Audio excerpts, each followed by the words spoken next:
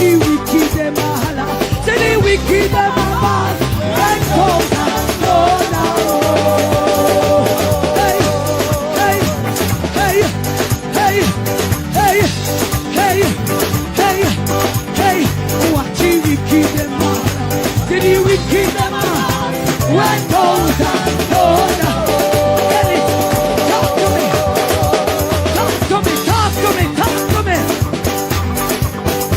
Say how we are gonna do it. Oi, ready? Ha ha ha. Ready? Oi, me say how we are gonna do it. Yes, we go down. Oi, sit down there, sit down there, sit down there, sit down there, sit down there, sit down there, sit down there, sit down there, sit down there. Oi, sit down there. Oi, sit down, sit down there. Sit down there, sit down there. Boy, boy, boy. Boy, boy, boy. Sit down there, sit down there. Sit down there, sit down there. Sit down there, sit down there. Watch you wicked them all. Did you wicked them all?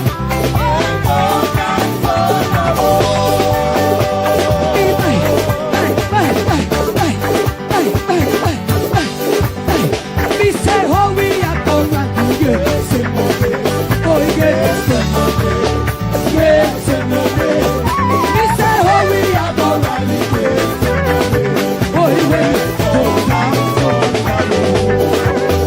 Jesus, boy, watch out, watch out. Now worry about the wicked them, now. Now worry about the wicked them. Tell them neighbor, come. Now worry when they talk about you. Now worry when they tell life on you. Now worry if they walk over their pan you. Now worry what them say about you. Just catch it on the balance wheel. Catch it on the balance wheel. Catch it on the balance wheel. Catch it on the balance wheel. Jesus on your balance. Boy,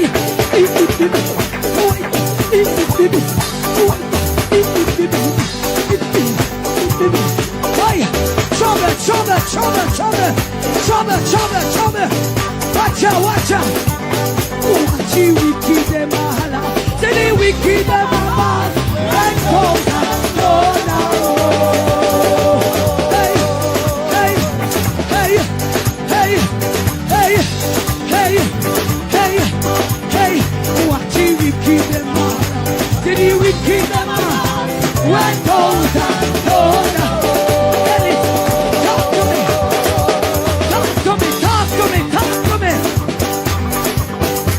Say how we are gonna do it.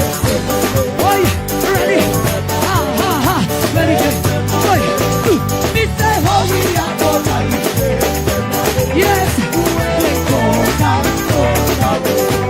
Oi, sit down there, sit down there, sit down there, sit down there, sit down there, sit down there, sit down there, sit down there, sit down there.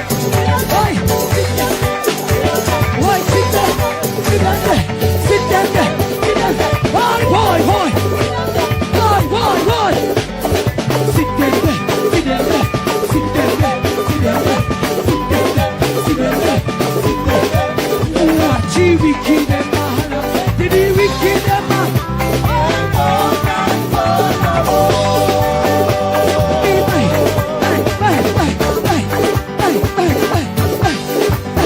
Me say how we are gonna do it.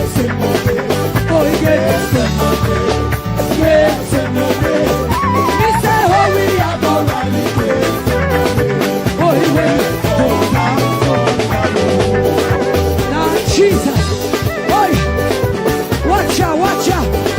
Now worry about the wicked them now. Now worry about the wicked them. Tell them neighbor, come. Now worry when they talk about you. Now worry when they tell life on you. Now worry if they walk over their pan you. Now worry what them say about you. Just catch it on the balance wheel. Catch it on the balance wheel. Catch it on the balance wheel. Catch it on the balance wheel.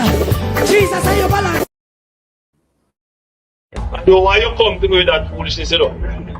You elect a prime minister, and is a prime minister run the country. It is time we learn to hold our leaders accountable for their actions and stop making excuses for them. Stop making excuses. Otherwise, go elect the people who really run in the country. And I don't want the right kind of stupid argument. Hold the people you elect accountable and stop making excuses for them. Hello, welcome. Happy Tuesday to everyone. Happy Tuesday to those in television land. Happy Tuesday to our silent supporters. Happy Tuesday to everyone in the chat. Hope everyone is having a wonderful and productive start to the week. And as usual, thank you so much for tuning in.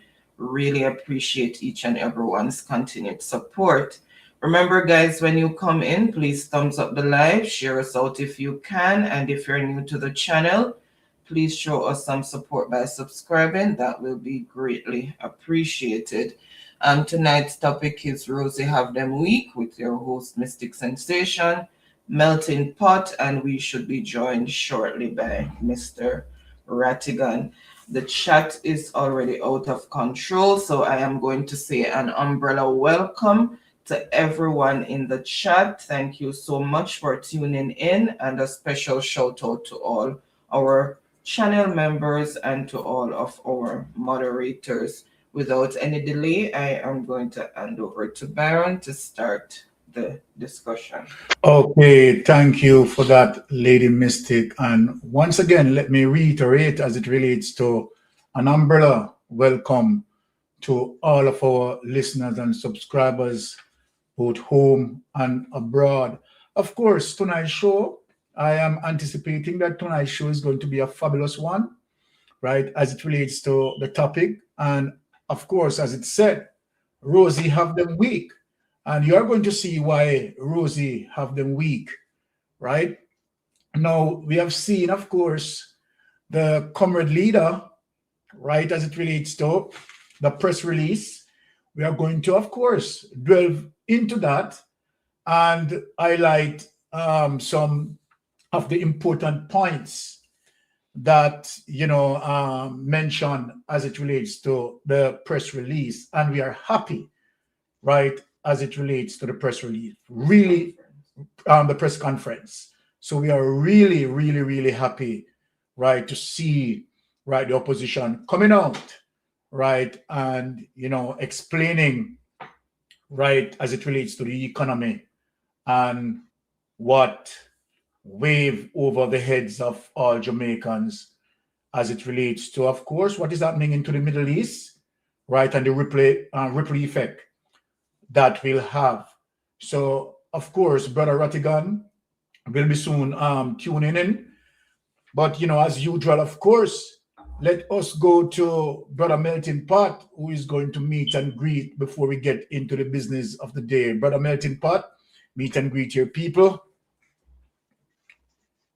Blessings once again, my people. It's good to be here on a Tuesday night. And if it's Tuesday night, it's mystic time, as usual, And we are here once again, in the name of His Holy Majesty, guiding us through this perilous time. Because, recent development has scarce all type of virus doubt over the social media platform as it relates to what is going on, But we are here, and we're strong, and we have the energy to carry on the journey. Yeah, work that is there to fulfill. Yeah, we have to carry on that. So I just want to big up the people in the chat as usual. Enough respect. Melting Pot say that straight. Yeah. Because without your energy, we're not energized in the studio, And your energy energizes us behind the scene. Yeah. Enough respect to my people in the ground zero. Once again. Yeah, and to all my blood and fire comrade them right across the length and breadth of Jamaica, outside of Jamaica. Enough respect. Big up the two my lights, them as usual. Big up the host, Sir Lord Byron. Big up the technical director, Lady Anne Marie. And you don't know, I saw the show set, and back the floor to the host. All right. Thank you for that, Melting Pot. Right. So, my Jamaican people, as it relates to the People's National Party press conference, right? A wonderful presentation, right, coming from, right, the opposition, members of parliament. And okay, Brother Rattigan is here. So let us just, on the rally, have Brother Rattigan meet and greet. Is Brother Rattigan? Oh, okay, so all right. Yes, of course. Let have Brother Rattigan meet and greet. As I said, tonight is going to be an exciting night, right? So, and I know that the people are anticipating that, right? And we always come through in terms of giving the people, right, what they truly deserve. Now, let us have Brother Rattigan in the space to meet and greet. Brother Rattigan? Can you hear me? Can you hear me? Can you Oh, hear me? lovely. You come like you prepare for us tonight. Work with two mics. What, Ratty? Sure. Yes, man, heavy. Can you hear me now? Can you hear me now? Yeah. Yes. Look, Melting Pot, bless up yourself, Lady Anne Marie, Lord Byron, and all you lovely people out in the listening and viewing audience. Always a pleasure to be here. It's Tuesday night. It's Mystic Sensation. Ready to go. All right. Thank you for that, Brother Rattigan. Really look fabulous there with that two mics. All right, good. Sound quality up. Melting Pot, sound quality up. So, of course, tonight is going to full of clarity. Now, let us delve into the press conference. And I want to take a little piece of Minister Floyd, and then we get into the president of the People's National Party and opposition leader, Mark Golding. So let us bite in to this rich message as it relates to our press conference. Let's go. Ladies and gentlemen, leader of the opposition, colleague parliamentarians, and members of the media, pleasant good morning to you all. We in the People's National Party are subscribed to the fundamental view that shelter is a right to our citizens. And as such, we believe that after a natural disaster such as Hurricane Melissa, that it is the duty of the government to restore to near normalcy as possible to every citizen that has been affected in terms of their homes. These are individuals who have labored and toiled to build their houses. Some have thrown their partners, some have done their round robin. And within 30 minutes, based on the hurricane, their investment were destroyed. It's not a fault of theirs, it's natural disaster. But any caring government is going to move with alacrity to ensure that these individuals get as much assistance as possible to build back their homes. And we have seen and heard talks and promises from the 29th of October, the day after the hurricane, about the extent of assistance and support for Jamaicans in the affected parishes with their homes. And very little has been done based on what my colleagues have articulated. A peep into some of the available data tells me that 113,000 individuals have been assessed thus far. Of that number, 42% suffered minor damage, registered or assessed with minor damage, 40% major damage, and 18% severe damage. That means their houses were totally destroyed. I want to look primarily at the latter figure of 18% because 18% of 113,000 amounts to approximately 20,000 households. My mathematical calculations, based on the policy articulated by government, says that those individuals would receive $500,000 because they would fall in the category of severe damages or total destruction. That is $10 billion. The government announced a program for $10 billion. So that means the 20,000 individuals who have suffered severe damage would have eaten up all of the funds allocated by the government. And then the others would have nothing to get. And so we have heard a whole lot of figures being bantered about by the government in terms of how much they have raised in the history of Jamaica. Over $1 trillion. But yet still, one of the areas that has been severely damaged, houses, $10 billion.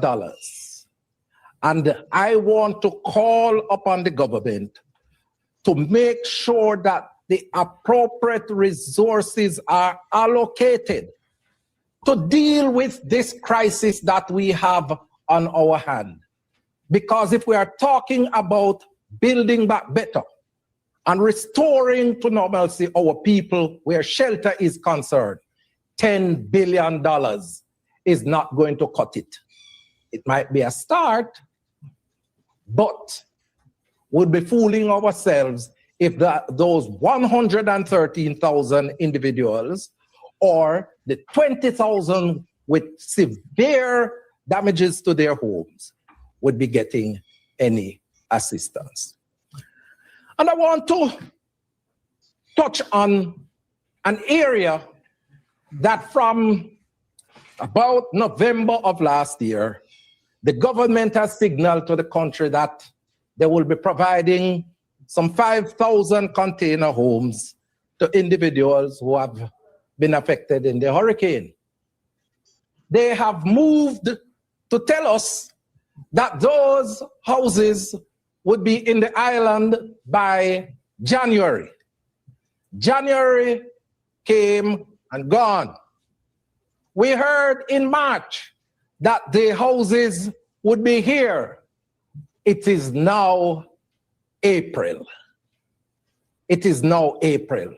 My question to the Prime Minister and the Minister with responsibility for housing, where the house them there? Where the house them there? Poor people in Culloden need the houses. Poor people in Petersfield need the houses.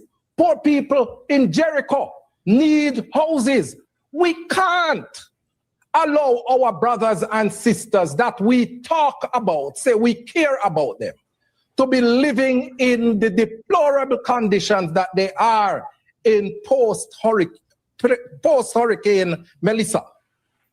And then we make promises to deliver 5,000 houses, and all know we can't see one of those houses being delivered to the people based on the commitment of the government of Jamaica. I'm not talking about what other institutions have done. I'm not talking about what the private sector has done. I'm talking about the specific program that the government has said that they are going to be obtaining 5,000 container homes to deliver to the people of Jamaica that have been affected by Hurricane Melissa. We need to know where the house them there. And finally, one of the major problems that we have seen during the hurricane is the issue of land tenure. And the government said that it would address it during the recovery effort. Because a lot of the houses, especially in Westmoreland, were built on lands that were leased by the people. And so they couldn't build a permanent structure. And we know what happened with that and the hurricane. I want to know from the government, in this post-Hurricane Melissa recovery effort, what measures have been put in place to ensure that when a man gets the $500,000 check, they don't build back in the same situation that would contribute to them seeing their houses being destroyed? It is the duty of the government to ensure that the people get access to land to build back better than before. The leader of the opposition, my leader, had committed to ensure that we free up some of the lands and make the land available to those individuals who were living on government-owned land, to make sure that we create an access mechanism for those individuals by changing the requirement, the time frame in which individual could apply for those land in terms of tenureship. We want to know, where is the government on these issues? Because if it is that we don't take into consideration land tenure, we are not going to be building back better, and we are not going to be building back stronger. I say to the government of Jamaica, come forward, come clean, and tell the people of Jamaica the truth. Thank you very much. All right, we're gonna hold back that and then we'll get into my golden piece. Just stop that now. Let me just right. Of course, my Jamaican people, we are going to just make the panel crunch into Minister Floyd Hamilton, and then of course we are going to then get into Mark Golding's reference, and we're going to break down that as well.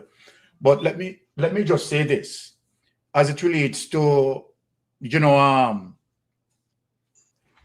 the relief aid, right? And I am pretty much upset, Jamaica, pretty much upset.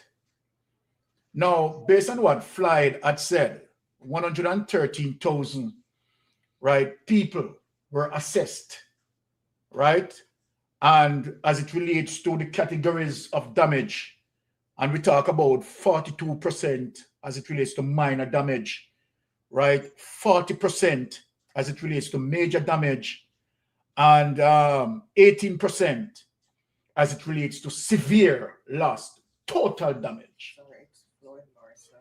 Floyd Morris, right? Let me correct that. Floyd Morris, not Hamilton, right? Well, come on, get up to the break. All right. So as it relates to Floyd Hamilton, Floyd Morris. Now let us bite into that. Is to show you how uncaring, very much uncaring, that the Jamaica Labour Party administration is, particularly Andrew Holness, right? When you look on Andrew Holness being drawn down as it relates to the funds at NHT, right? $11.4 billion yearly, $11.4 billion yearly. And without any form of assessment, vigorous assessment to understand, okay, if we are going to, you know, give people the chance to build, to be resilient, right? Let us do a feasibility study, right? In terms of offering an amicable amount so that people have sufficient, right, to build. Now, when I look on 18 that was extremely damaged, as according to what Floyd Morris has said. 20,000, that represent 20,000 homes. And as according to what Floyd Morris said, that alone already eat up $10 billion. But it gets worse than that. Now, when we look, right, as according to Floyd Morris again, Floyd Morris said the government had promised 5,000 container homes by January. My Jamaican people, we have seen an next promise was done for March, nothing being delivered. And as what Floyd Morris said, it is now April, and absolutely nothing being delivered. So what we see and what we are witnessing, that the Jamaica Labour Party and Andrew Holness, they are a PR government, a government that promise and never deliver. I would call them a scamming government as it relates to obviously what they had done. But the beef of the matter, before I turn to the panel, my Jamaican people, I want you to look at this, which is very serious. We had received, as it relates to the total aid amount from the respective agency, over $6 billion US dollars. Read my lips, not Jamaican dollars. $6 billion in US dollars, right? That were all together, collectively given to us, right? So that the people can, rebuild, right? And be resilient. And Jamaican people, $10 billion, 10 billion Jamaican dollars. Uncaring.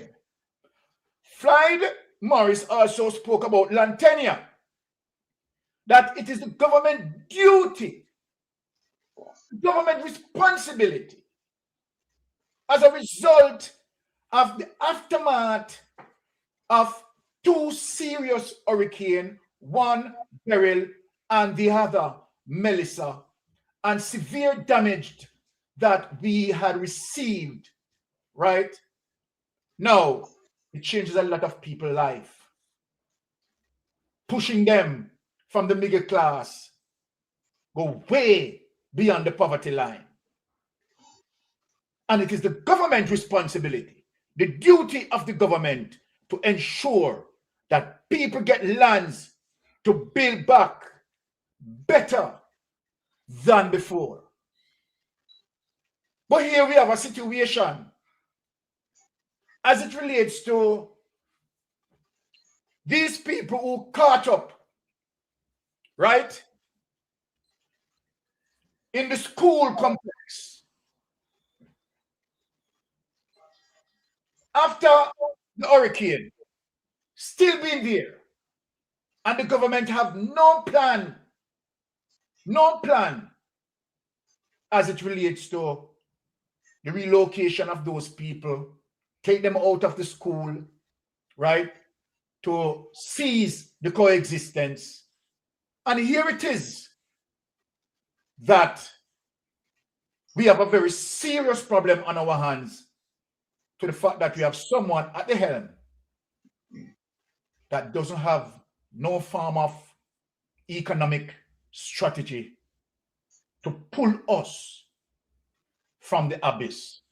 Serious situation as it relates to the Andrew Holness administration. Now, without any delay, let me just quickly have the panel, right, just brush through quickly, and then we touch the Mark Golden piece, and then we venture into the business of the day. So without any delay, let me hear what Melting Pot has to say as it relates to what he has just received where Floyd Morris is concerned. Quite concerning. Melting Pot. Well, I would never believe I would be sitting here tonight, 6 months onward, and speaking about this type of, situation still existing in Jamaica. Because, I mean, we all know that a lot of money was sent to Jamaica by various agencies. Yeah. And the agency were the one who had done the assessment in terms of the damage and what it would have cost to rebuild back Jamaica. Or, in a way where people could have their life back intact. And so for us to be, having this discussion as it relates to the tardiness and the part of the government to rehabilitate these people, to rehouse them from the shelter and put them back into, a stable housing environment. It's ludicrous because 6.7 billion US dollars, yeah, it's a vast amount of money. And that was what the World Bank and those people, carry out their assessment, and that's what the evaluation end up to be. And they give the government the money. But what the government has done with all that money, no one knows. Because we've been hearing all different type of variables in terms of the housing solution. And I mean, we shouldn't be hearing any variables. Because we have builders in Jamaica. I just build back the people house because container house was not a part of the people life in Jamaica. You understand? So by introducing container homes, yeah, that is something that I wasn't, in favor of. I know we have builders and they could start the rebuilding process, who need repair, get repair, who need complete rebuilding, get that complete rebuilding done. Yeah. And you do that and get the people back in a stable environment. Now what the government has done, is try to come up with some formulated plans and idea of how to rob the money and how to minimize what they give back to the people who are going to be paying back that 6.7 billion US dollars. And so it's unfair. And for Mr. Morris to be here now talking about these categories of people that are being affected, yeah? But we know 20,000 severe damage to houses, which equates to 18% of the house damaging. But when you look on it, that 20,000 houses, that take up all the $10 billion that been set aside, Yeah? That 20,000 houses, so we're asking what happened to the rest of people affected. And the government don't seem to have any distinctive answer for that. They are just going around in circles and telling lies. So, we have to call on the international community, yeah, to have a word with the Prime Minister in Jamaica. You understand? Because they must have seen that 6 months onward post Melissa period. The Jamaican people are still in the same situation. A lot of people have moved an inch. And so we're calling on the, outside intervention to have a word with the Prime Minister. Because, I mean, he's not listening to anyone locally, That means that dictatorship, give him and propel him to that high level of, command where he's the one who is in charge. So I just ask the relevant authorities. I don't know if they have that such power. But give the Prime Minister a nudge and tell him, look, wake up, because the next hurricane season is just around the corner, and I yield back the floor. Wonderful input, brother Melting Pot. Love the input. Now let us turn to Brother Rattigan. Right now, Brother Rattigan, as what Melting Pot said, just handing over the baton to you. Right, that the hurricane season is almost upon us, Brother Rattigan, and this government is showing no sign as it relates to, being resilient and ensure that, what had happened to us based on Beryl and based on Melissa, right, that we are prepared, we are proactive, right, and, willing to face another situation if it is possible that we will come out less damaged than before. But obviously, people are suffering, a lot of people not getting the aid that they had to get. What say you on what Floyd Morris said, Brother Rattigan? Go ahead. Right. One of the reasons why I think that they're not really concerned about the hurricane season is because they have good borrower status based on the debt to GDP ratio. And they know that they can depend on people like us, the diaspora, to send money. So that's why they really don't have a care in the world. Plus, the money that they have, the money they have received, the Auditor General is doing a real-time audit on how it's being spent. At PEM, for example. We haven't seen anything. I'm hoping that pretty soon she'll come out with some report saying how the money was spent and how, you know, whether or not the money is properly accounted for. Now, getting back to what Senator Floyd Morris said, land tenure, damage mitigation, and containerized housing. It's fine. Fine. Here's my take on it. My take on it is not the promises and the broken promises. My take on it is this, that I am now seeing a PNP opposition that is vocal, something that we've been asking for a long time. And I just hope this is not a one-off, because there are so many issues that they can just come out, like I said, every 3 months, not to be every week or every month, but every 3 months, they have the PNP-YO, put them to work and have 3 or 4 of them start looking at ministries like health, national security, education, like 4 or 5 ministries, and then have them do a report and have the report filtered and then passed up to the executive management so that they can then have every 3 or 4 months have an address to the nation like this and expose it. So that's one. I'm happy that they're bringing this to light, because look, we know that, and you can go back to 2016. Open the 2016 manifesto. People who don't believe that this government is a government of broken promises, just go back to the 2016 manifesto and look at things that they promised that they would have done within the first 4 to 5 years. And here we are 10 years later, and still those things haven't been done. Then they come out with a 2020 manifesto. Things haven't been done. Then they come with that 2025 manifesto. And the 2025 manifesto is basically a regurgitation of the 2 previous manifestos. And if you notice what they did with the 2025 manifestos, they put up a whole thing about 100 achievements. If you just distract you from what they didn't do. Look, here's my take on responsibility. If I hire you to mow my lawn and you mow my lawn, you don't get no accolades. You get peer, right? That's it. And I expect you to do a good job. So exactly. I can't come and look at you and say, boy, you're that good. I expect you to do a good job if I hire you and I pay you.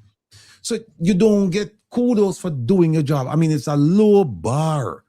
When we can look, if they complete one thing and say, yeah, look at them do. What that's telling you is that, what about the 100 things that they didn't do?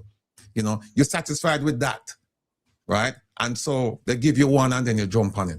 So for me, the take is that the opposition is coming into its own. They have some young lions and lionesses there, some young Turks, and I just hope that they continue this, and this is not a one-off.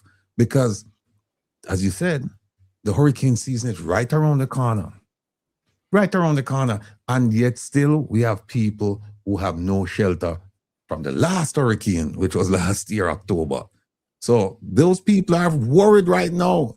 And think about it. You don't need a hurricane now to cause devastation in Jamaica. No. A tropical depression can do it. Oh, yes. You don't need a hurricane. I mean, 2 or 3 tropical depressions, one behind the other, and we're not praying for it, but we're just saying you have to prepare for it. And we don't see the preparation. Look, have you heard anything about the shelters? Have you heard anything about them, doing, establishing hurricane-proof shelters? We're not talking about schools. Yes, nothing like that. Nothing like that. And look how much money they get. So my take on it is, kudos to the opposition for coming out today. Continue to do it. And then on top of that, what I would love to see the opposition do is, you have already informed the public now about what's going on. You've made this, you've made the spotlight regarding this. We need now to take to the roads, man. We need to take to the roads and start protesting and start bringing international attention to what's going on. Because it's not enough for us to just show our people what's going on. We need to show the international community, because remember, 6.7 something billion came where? from them. Yes. And we need to show them, so the money that you give us, look, there's no result right now. People still live, with the heavens as their canopy, right? Them don't have nothing over. People still are suffer, still are starve.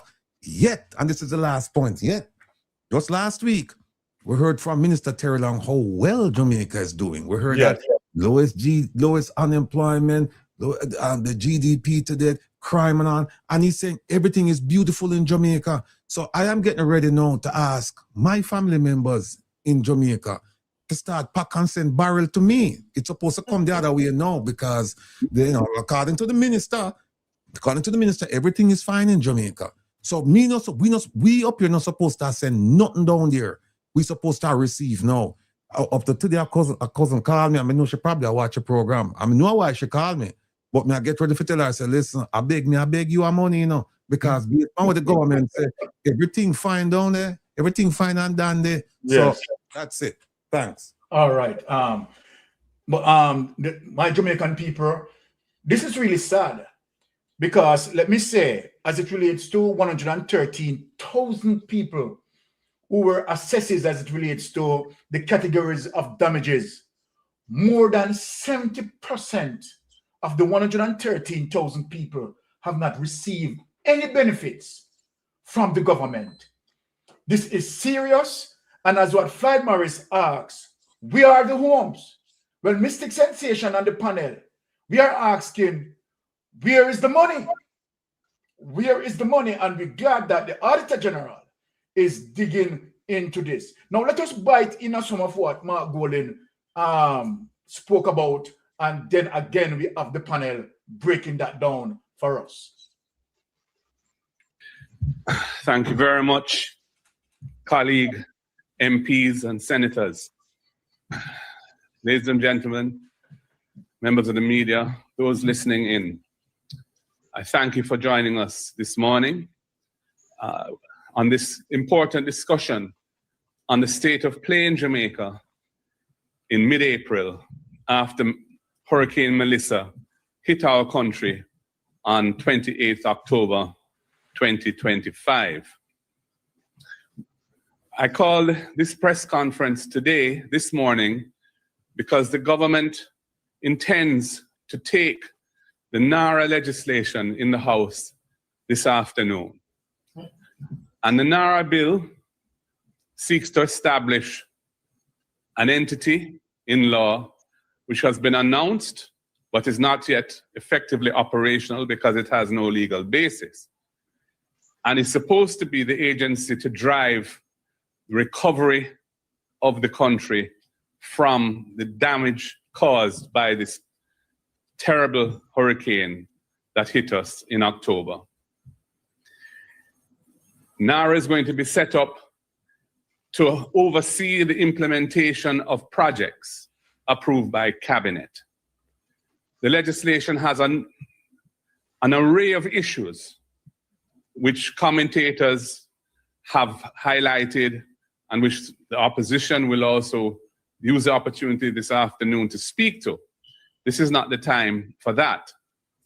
But I made the point that if you look at what is happening in our country now, the government has dropped the ball, and the people of Jamaica and the economy of Jamaica are suffering as a result of the government's ineptitude in managing the aftermath of Hurricane Melissa.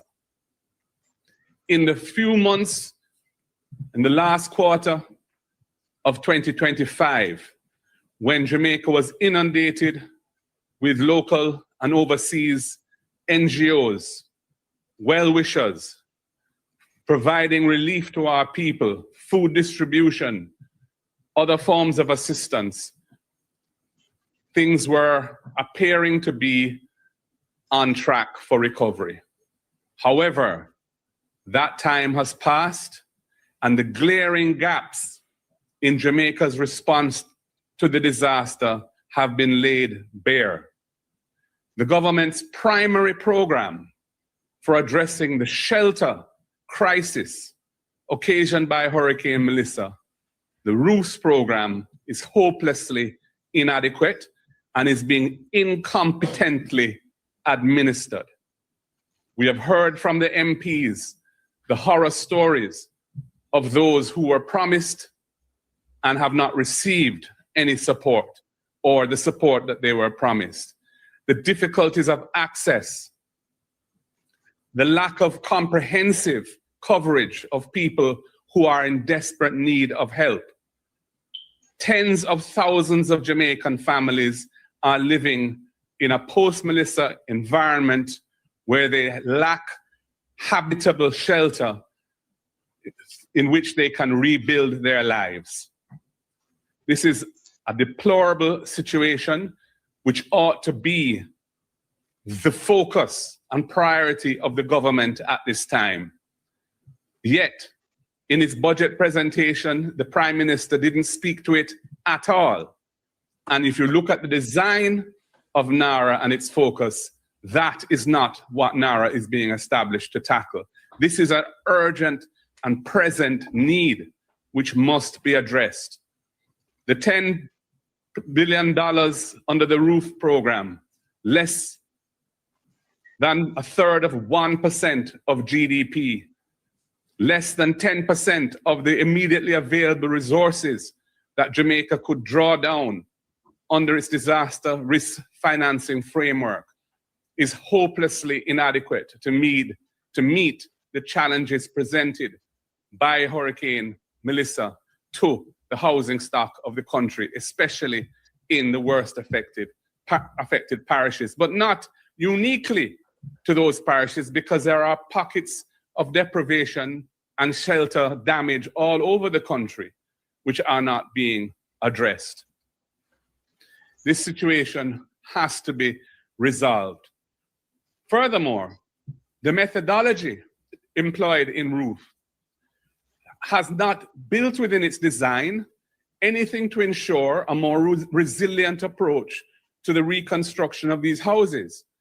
What is happening is that people who, I would say close to 100% of them, are uninsured, who have suffered either a total loss of their homes or substantial damage to their homes, or enough damage to warrant assistance, and are uninsured, are getting a fractional payment in the form of a grant of materials with a cash component, which is very difficult to access, but with no guidance, no support to ensure that the methodologies used to rebuild their homes comply with even a basic set of standards to build a more resilient shelter for themselves. Therefore, we are just repeating and compounding the lack of resilience in the housing stock which existed prior to Melissa. This is poor management, poor policy. I was thinking when I was hearing of the horror stories about accessing the roof grants, why it is that this has become such a debacle, when in the COVID crisis, there was a range of grant programs created where data was uploaded and people were able to receive funds in their bank accounts or through the remittance agencies. Yes, the amounts were relatively small and we complained about that, but the methodology of distribution was worked through then. It seems that we've completely abandoned that template and have gone back to another system which is not working efficiently, which I gather was not put through any proper competitive bidding process, and which is now not giving the results that the people need. This is absolutely unsatisfactory. So we have a situation where people who are in desperate need of assistance are receiving a fraction of what they need. They are going to be using those funds to stretch it as best they can, which means the cheapest solutions will be pursued, not the ones that will be lasting. So we are not building any form of resilience into the rebuilding effort after Melissa. And we're just going to find ourselves back to square one if we have the misfortune of another bad weather event. The other thing I wanted to mention at this time is the situation with the Middle East and the war. We are now approaching the end of the second month of that conflict. We have seen the price of fuel at the pump going up week after week after week. We have been told by major corporate distributors and wholesalers in the food trade that food prices are going to start going up as well. It is going to flow through to other critical inputs, fertilizers, chemicals, medications, all of the different products, plastic-related products that have some form of petrochemical base in them. Everything is going to be impacted by this. The government has been completely silent as to their response to this incipient crisis on the people. There's no provision in the budget for any form of assistance. We heard from Petrojam that it has cost them, I think, $5 million US to mid-March from not having passed on the full dollar impact of the increase in oil prices that they have been incurring. But they have been making losses for the last few years, so they're in no position to finance that form of subsidy, and they're going to be depending on government for a bailout there. There's no bailout for them in the budget.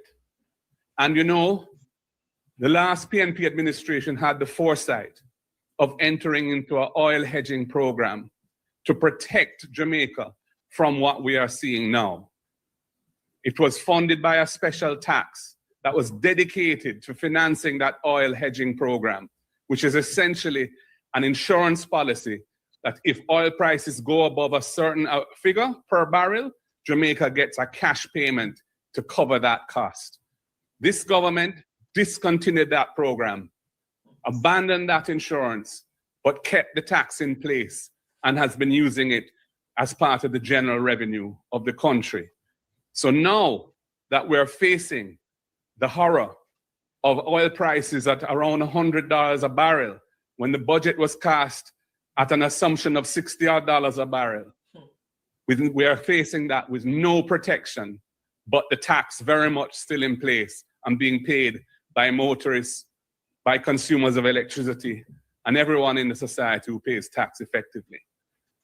This is a deplorable situation, and the government needs to come out and speak to how they intend to manage the impact of this cost of living crisis that is unfolding on the Jamaican people. Are we going to see any targeted relief for PATH beneficiaries? Are we going to see any targeted relief for Melissa victims? People who have already suffered massive damage to their homes and inadequate assistance in resolving their shelter needs are now going to be impacted by a cost of living crisis. What is to be done about them? What is to be done in terms of more general relief, especially for low-income families who will be having to bear the cost of increased prices for everything that they consume? The government has been silent. Many other governments around the world have already put measures in place to protect their populations. Ours has remained mum. So, ladies and gentlemen, I will close there. I thank everybody for participating and listening. And as I said, we wanted to put on record our assessment of what is facing the country at this time in the aftermath of Melissa, when the government seeks to pass the NARA legislation, which is their centerpiece, structural effort to ensuring Jamaica's recovery, but which will not address the clear and present needs of our society, which the government is hopelessly ignoring and leaving the people feeling abandoned, hopeless, and in despair. Thank you for listening. Oh, my Jamaican people, take it away on it. If you Before I go to the panel, let me just give my recollection and break it down in 3 categories. Right, Mortgagee had painted such a grim situation that faced Jamaica, and I liked the Prime Minister gross incompetence, and there's no joke about that. Now you talk about the program NARA, right, the roof program, and of course, Mark Golden extend in terms of speaking about the war in the Middle East. But let us just get to the first as it relates to the NARA program. Panelists, Brother Ratty and Brother Melting Pot, I am surprised in terms of what we had just heard from Mark Golden, right, where he's saying now that the NARA program was designed as an agency to drive recovery and provide, of course, some level of oversight as it relates to all the money being collected, as it relates to aid, right, checks and balance and accountability. But what Mark Golden is now saying, that the NARA had lost its mandate, shift the mandate from that agency to drive recovery to be now an agency that's set up to streamline projects by the cabinet. Now, I am worried about this. You understand? Because Andrew Holness-led government, as always, as it relates to the modus operandi of Andrew Holness government, is to kill checks and balance and accountability and transparency. And right then and there, you have seen now where the NARA program, right, accountability, checks and balance and transparency has wiped out. Andrew Holness now turned NARA, right, into a streamlined program, right, to roll out, right, so-called projects. Now, let us move to, so that is very sad. That is very sad because we want to know as it relates, and I'm glad you mentioned that the Auditor General is digging deep in terms of, right, a forensic audit into all the money that being received as it relates to the relief.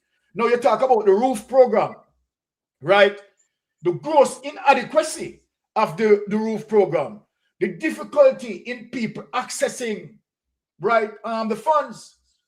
We have seen that the Prime Minister used the process of bureaucracy, right, to make it difficult for people to collect or gain any benefit under the roof program. And I am saying to myself that what have the Jamaican people have done the government for the government to eat them so much?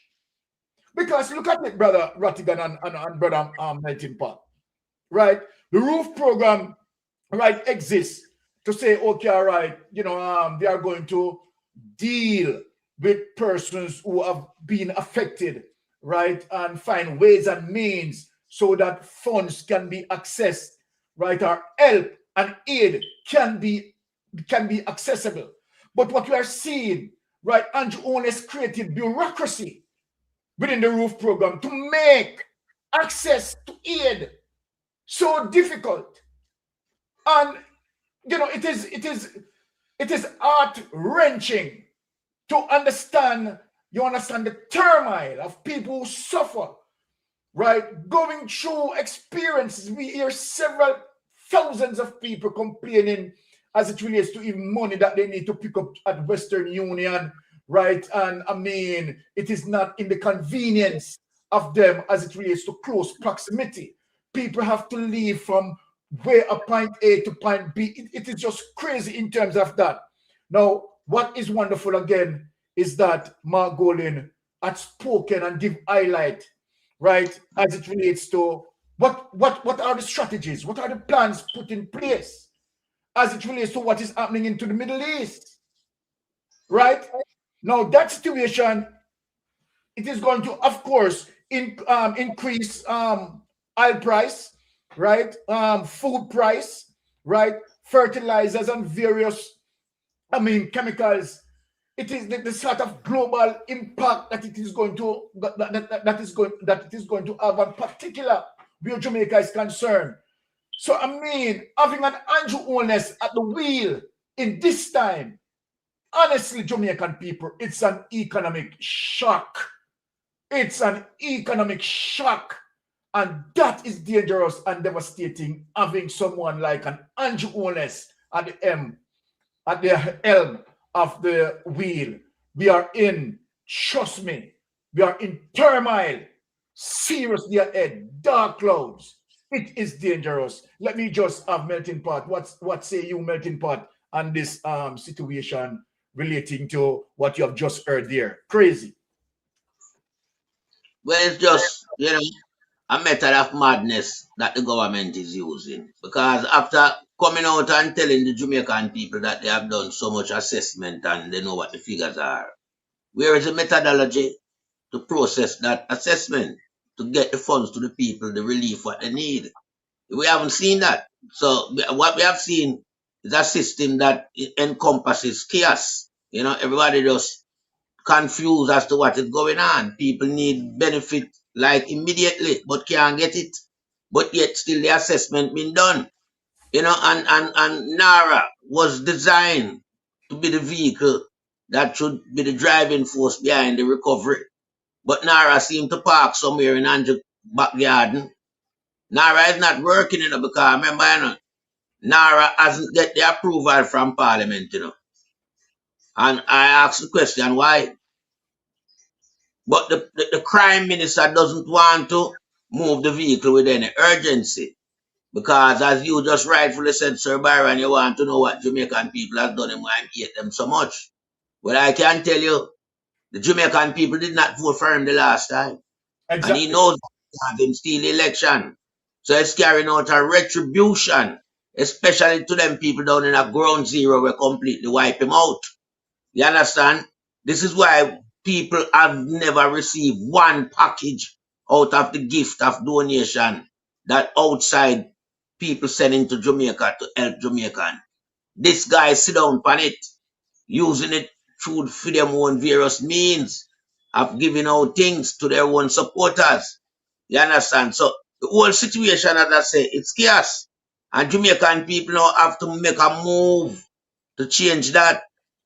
Yeah, because this guy who is running the country will not move in the Jamaican people direction. So the Jamaican people have to move after him. To catch up with him and to get what you want, you have to move after him. It need an uprising, because 6 months onward, we shouldn't be having this discussion. No, because this is the same guy that was in his first press conference release to overseas journalists. Tell them that the country will be up and running in no time, in about 2.5 weeks time. This is why I know this guy is crazy. This guy didn't even assess the damage that was done to the island and how many houses that was completely destroyed. This guy was telling overseas journalists that the country will be up and running soon because Jamaican people are strong and resilient.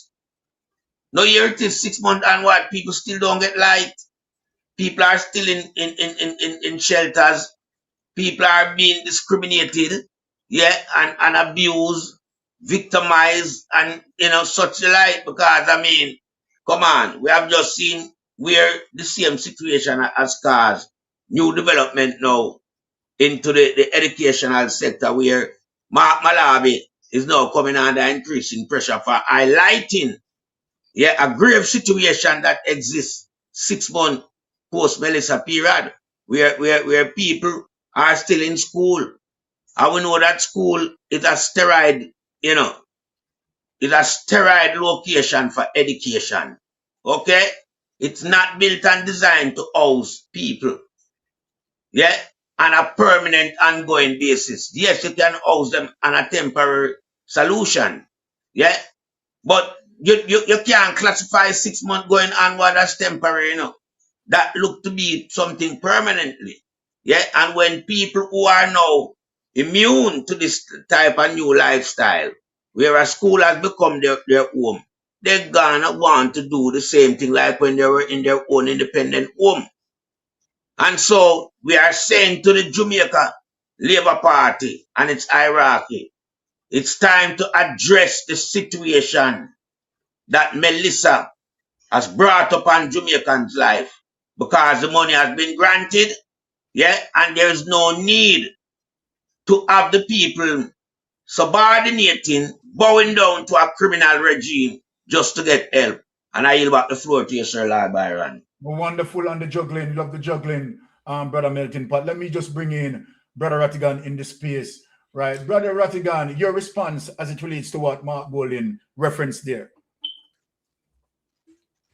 You know, like I said, I go back to my premise, which is that I'm happy that they're coming out and they're making the statements and highlighting everything. No, we need to take it a bit further and we need to continue with this. But here's something that just struck me. Here's an acronym, KISS, K-I-S-S. And it means keep it simple, stupid. And when you put that, when you combine that with it's not even a theory, it's a fact that the shortest distance between 2 points is a straight line. What we see here is a whole part zigzag. And when we say zigzag, I mean real zigzag. Think about it, people. We have about 16 or 17 agencies and ministries within the office of the Prime Minister. And some of them are tasked with the responsibility of doing exactly what Mad say do Nara. You might use Nara for do. It changed now and now it's streamlining, right? But here's the problem. There's an agency called PIOJ. Them streamline funds in Jamaica. Every grant, every loan, the value of technical assistance, everything go through PIOJ. Are supposed to. Then you have ADPEM. PEM just said, no, ADPEM, everything are coming for this hurricane relief. I will go through ADPEM. And so the question is, why you have all of this unnecessary redundancy? Plus, here's another redundancy. You remember, I'm sure most of you remember that Jamaica had, well, maybe you won't forget, but Jamaica had an ambassador in the United States called Audrey Marks. Useless. And I remember she abruptly she left. We don't know what happened, but she left. It wasn't the end of her tenure. She left, went to Jamaica, and was appointed to the Senate. And within a few months, she became a candidate for the general election. She ran, she won, and what did they say? Then go and do with her? Put her in charge of efficiency. You remember that, people? Yes. Doge repping out. She's the Jamaican version of Doge. And so I don't understand all of this redundancy. You have Audrey Marks in charge of efficiency. You have PIOJ at the streamlining. You have ADPEM at the streamlining. Now you have NARA at the streamlining. And to me, and this is just my opinion, it would appear as if, when people are trying to hide money, you don't put it in a one account, you put it in several and zigzag it all over the place. And this is what it looks like to me, like so zigzag it, and then it's hard for you to keep track of where the money I go, because the money I go through so many avenues that you get confused, and you at some point you just want to throw up your hands in the air and just say, boy, I'm gonna give up. Because look, you have to go PIOJ, right? ADPEM, NARA, efficiency minister, and God knows what else them have there. I'm sure them have more there. And Mystic, I was just thinking, why we never think about all of them things that before? It's almost like whenever Jamaica get devastated by something, and put on more pressure upon the people and create another ministry. Look at people who mustn't forget how wasteful this government is, And when I say wasteful, intentionally. Yes. Remember a ministry named Ministry of Legal and Constitutional Affairs? Remember that ministry there? Headed by none other than former minister, backbencher, Marlene Malahoo Ford. Remember, says over $1 billion in pay for establish that ministry, and them even rent buildings with them never occupy. You remember that scandal there? Yes. And one mission, one primary mission, and that was to bring Jamaica to a republic status. And what happened? She failed miserably. And now them take a ministry they now incorporated within Ministry of Justice, which is what they should have done from day one. So to me, it's not confusion, it's not confusing, it is designed. It is designed to, as far as I'm concerned, that them just listen, we are going to do some things about all of them money are coming, because them can't really, them can't keep it in one place, because it's going to be easy for audit. So not to move it all over the place, and then they know that the Auditor General does not have the staff to look everywhere. So for me, it's deliberate, it's contrived, and it's corruption. Yes, I glad how you point out that, Brother Ratty, right? And I have seen the same thing as it relates to the consolidated fund, Ratty, right? Where they are putting a lot of programs within the consolidated funds. You understand? And that will just now assist in just making the auditing more confusing, right? So obviously it tells you everything that this government, you understand, is corrupted, and this government is doing everything, right, to try to hide its corruption and make the life of people so difficult. It is just crazy. Now, since we gone through the process as it relates to the press conference, right? We are just going to begin our program now. We're just giving highlights of that. Now we are going to go to now the political, what we call the political sycophants, right? And let us get into here some things as it relates to Draws Davis, right? So we're going to visit over NNN, right? And listen to what Draws Davis is saying. Make we just break down that quickly, right? Since we start our thing here. Now, people, listen to this.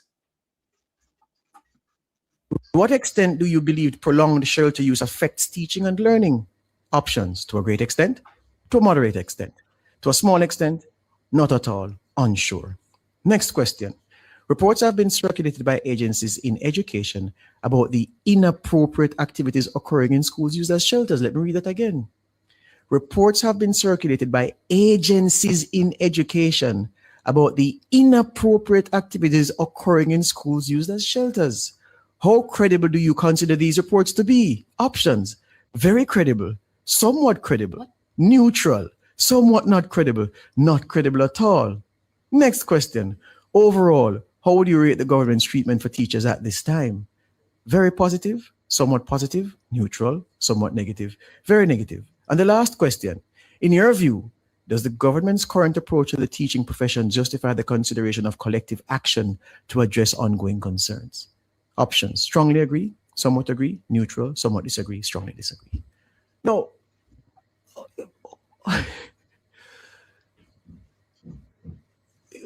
the design of this, you're asking teachers, in their opinion, what should be the maximum time for somebody to stay in a school as a shelter? And you expect somebody to answer that just like that? Me think 3 months is enough, me think 2 months is enough, me think 1 month is enough. And then you're asking them, yeah, reports have been circulated by agencies in education, plural, agencies in education, about the inappropriate activities occurring in schools used as shelters. Which agencies survey instrument people? And I don't know how you design something like this. Give to educators, and then you're going to use the findings and say, see it, this is what teachers are saying. And if you get 10 responses, 20 responses, the 20,000 people who are members of the JTA who pay their dues, you're going to say that the views represent theirs. So, what gun, the person loading this gun, when you go fire it, and at whom will you train the barrel of your rifle? What is happening here? This sounds like a survey instrument that does not have bias built into it. I'm just asking. You want my opinion? This seems like a survey instrument in which bias is built into. By virtue of the questions asked. Now, and this is as it relates to Andrew Owners utilizing these pin machine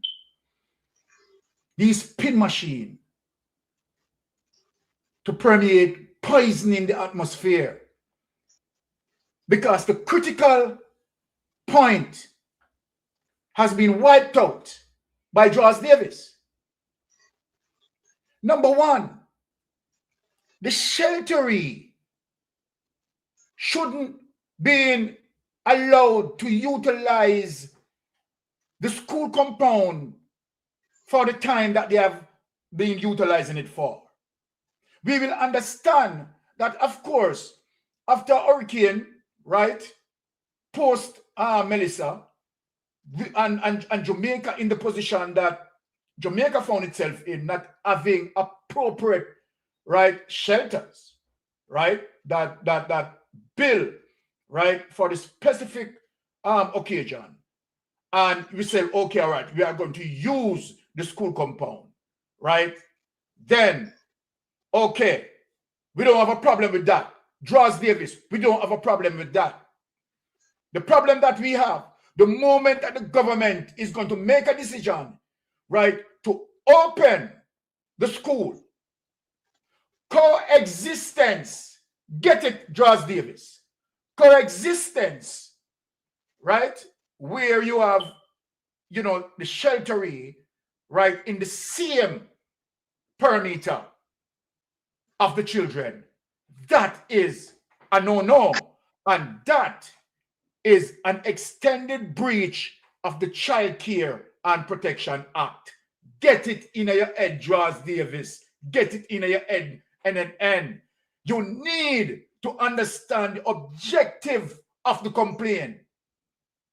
The objective of the complaint, the safety issues. You understand? The concerns of the safety issues. It is not about, you understand, whether or not, right, sexual activities were observed. It is beyond that. It is beyond that. It carries several ripple effects. They shouldn't be there as it relates to the coexisting inhabitation, right? That is a no-no.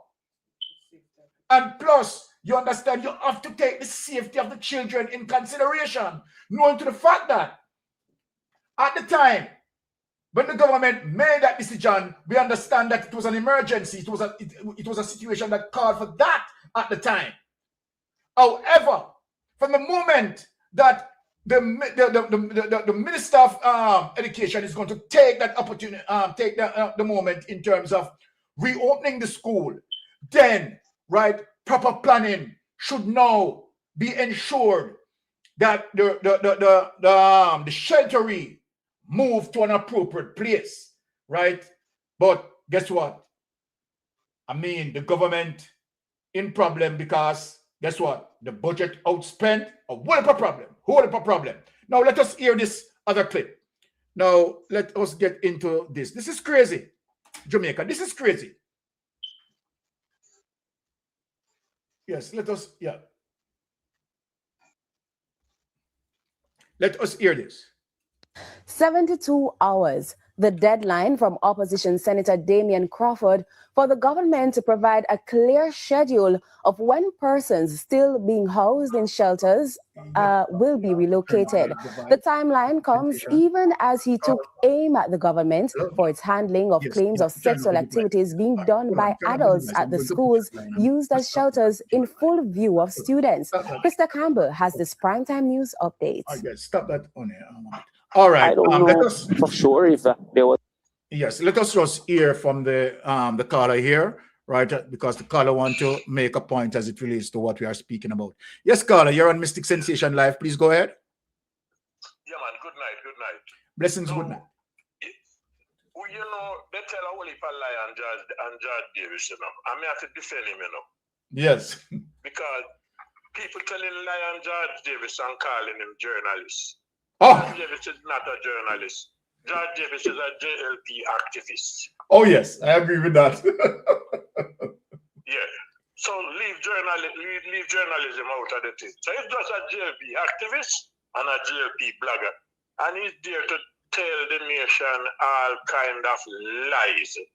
You know, one day I asked one of them people to tape me, and I taped him and I told him that is worse than a junker. And he put up my picture and said as was my evil and know the poison him and all that thing. Not a thing with that. Because that time he didn't get so bad yet. Now he get worse. So him worse. He's worse. Judge Davis is nobody. He's just somebody there to tell lie and the half of the Jamaica Labour Party. So let's forget about George Davis. That may call him wrong, George Davis. So listen to me now. Deadman Mackenzie, him the other one now. I know say Deadman Mackenzie can't even read so good. Man, if I know somebody read film, I can get in license. Because no, you realize the serious predicament. Talking about the shelter in school. Him said they will be out by the 8th of May. Right? You know that the 8th of May is 22 days before the next hurricane season. Yep. Oh, yes. I'm glad you mentioned that.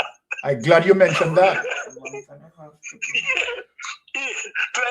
days away from the next hurricane season. So maybe they might just be there and it can roll over because with global warming and what's happening in the atmosphere now, maybe before we reach June, you don't know what might happen and we might need shelter again for some people. Because all the money that they get, we don't see wait and do. The money gone in somebody's pocket. We don't see anything. What if our people still not get anything yet? And what they do, some money, what they're giving out, they play a trick on the people. Because they confuse them. You come today, you don't get it, you have to come tomorrow, and then you say you have to go Timbuktu and all kind of thing. And then you might go round and round till people just get frustrated and say, just forget about it.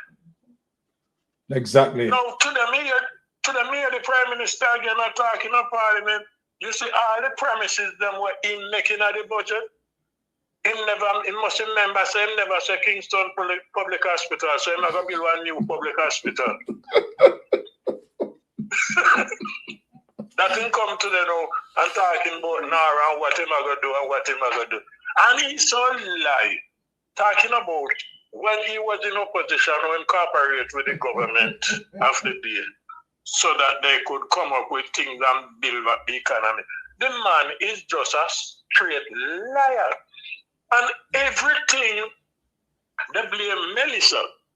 No, the worst hurricane to hit the island, the strength of it was Melissa was really stronger than the others. But listen to me. Melissa touched a little piece of the island. Hurricane Gilbert was worse. Hurricane Liquid and Negril Tamaran Point.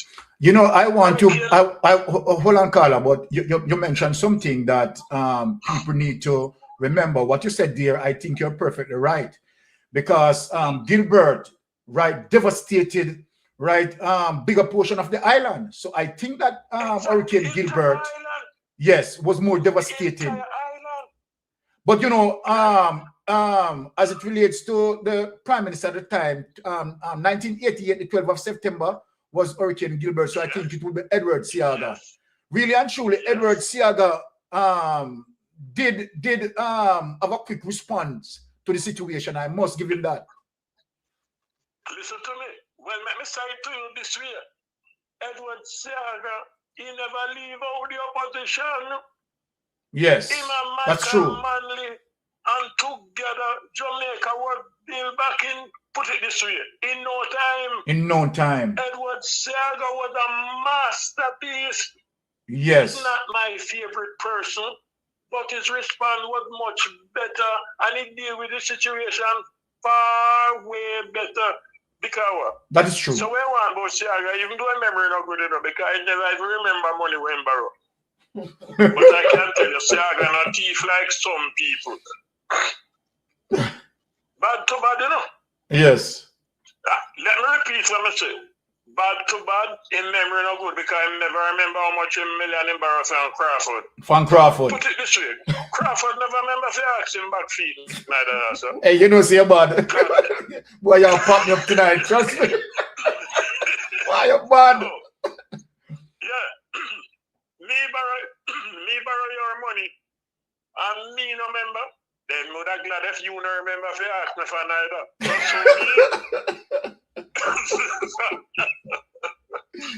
All right. But this year, man, you know what we have done now, sir, Prime Minister. Mighty God, man. Then he steamed them around him, and then the man of a group of liars in buy out one radio station. buy it out, you know. And when anything for come out, he send out Drag Davis and Cliff Hughes, and them run out and then try to start telling like quick, and they talk about certain things and don't want to talk about some other things where them know are them friend. These set of hypocrite. But I want to tell you, the JLP is lucky. They get a very soft PNP. I can tell you about the PNP of the 60s, the PNP of the 70s, and the PNP of part of the 80s. Them are skylarking where them are going with you, they couldn't do it back then. This set of PNP are Christian, or when I say Christian, them are Catholic Christian, and like the Pentecostal Christian, them were ball out and because when I hold in a church, when one is Darrell Vaz and then thing, when they have any church meeting, you know, they don't want to go to Holy Ghost church, you know. Because when they go to Holy Ghost church, then people they get my spirit. And when they see like Holiness and Darrell Vaz and Tufton, you know, when I mean tongues, then so when I see them I come,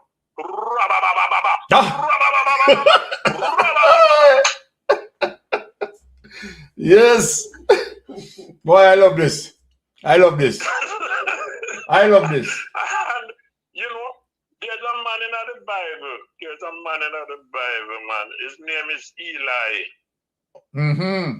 Him and some of them JP people, especially in the wellness, they got to be generation. But I can tell you this. When Jesus was on the cross being crucified, and he cried out, the time when he cried out, he saw Holiness and his team passing by, and this is the time him say, Eli, lama sabachthani, which mean Eli, what make you so damn lie? A Holiness in the tear pass. Yes. I do believe too. I believe. You know, I call you bad. and in the Ten Commandments, Holiness twist the scripture because it said, "Thou shalt not steal." Now, Holiness said, "My name is not thou. I am Holiness. And thou himself of a thief." Have a good night, gentlemen. Blessings. Really enjoy your call. Trust me. Thank you, sir. Thank you. Blessings. Boy, Mr. March, perky up tonight, and we love it. What an energy Brother Marsh brought to us. But let us hear yes, Damian Crawford. What Damian? 72 hours, the deadline from opposition Senator Damian Crawford for the government to provide a clear schedule of when persons still being housed in shelters will be relocated. The timeline comes even as he took aim at the government for its handling of claims of sexual activities being done by adults at the schools used as shelters in full view of students. Krista Campbell has this primetime news update. I don't know for sure if there was a vision of sex. And I don't think that is important for us to decipher at this particular point in time, because it does not negate the fact that this needs to end and end immediately. Opposition Senator Damian Crawford taking aim at the government's response to the Jamaica Teachers Association JTA president's claims of sexual acts being done at schools still being used as shelters for hurricane victims in full view of students. For Mr. Crawford, the focus should not be on compelling the JTA president to provide evidence of where sexual acts have taken place, but fixing the gaps that could allow children to be exposed to that or any other risky behavior. Is there a risk of hygiene problems and health problems by sharing a bathroom?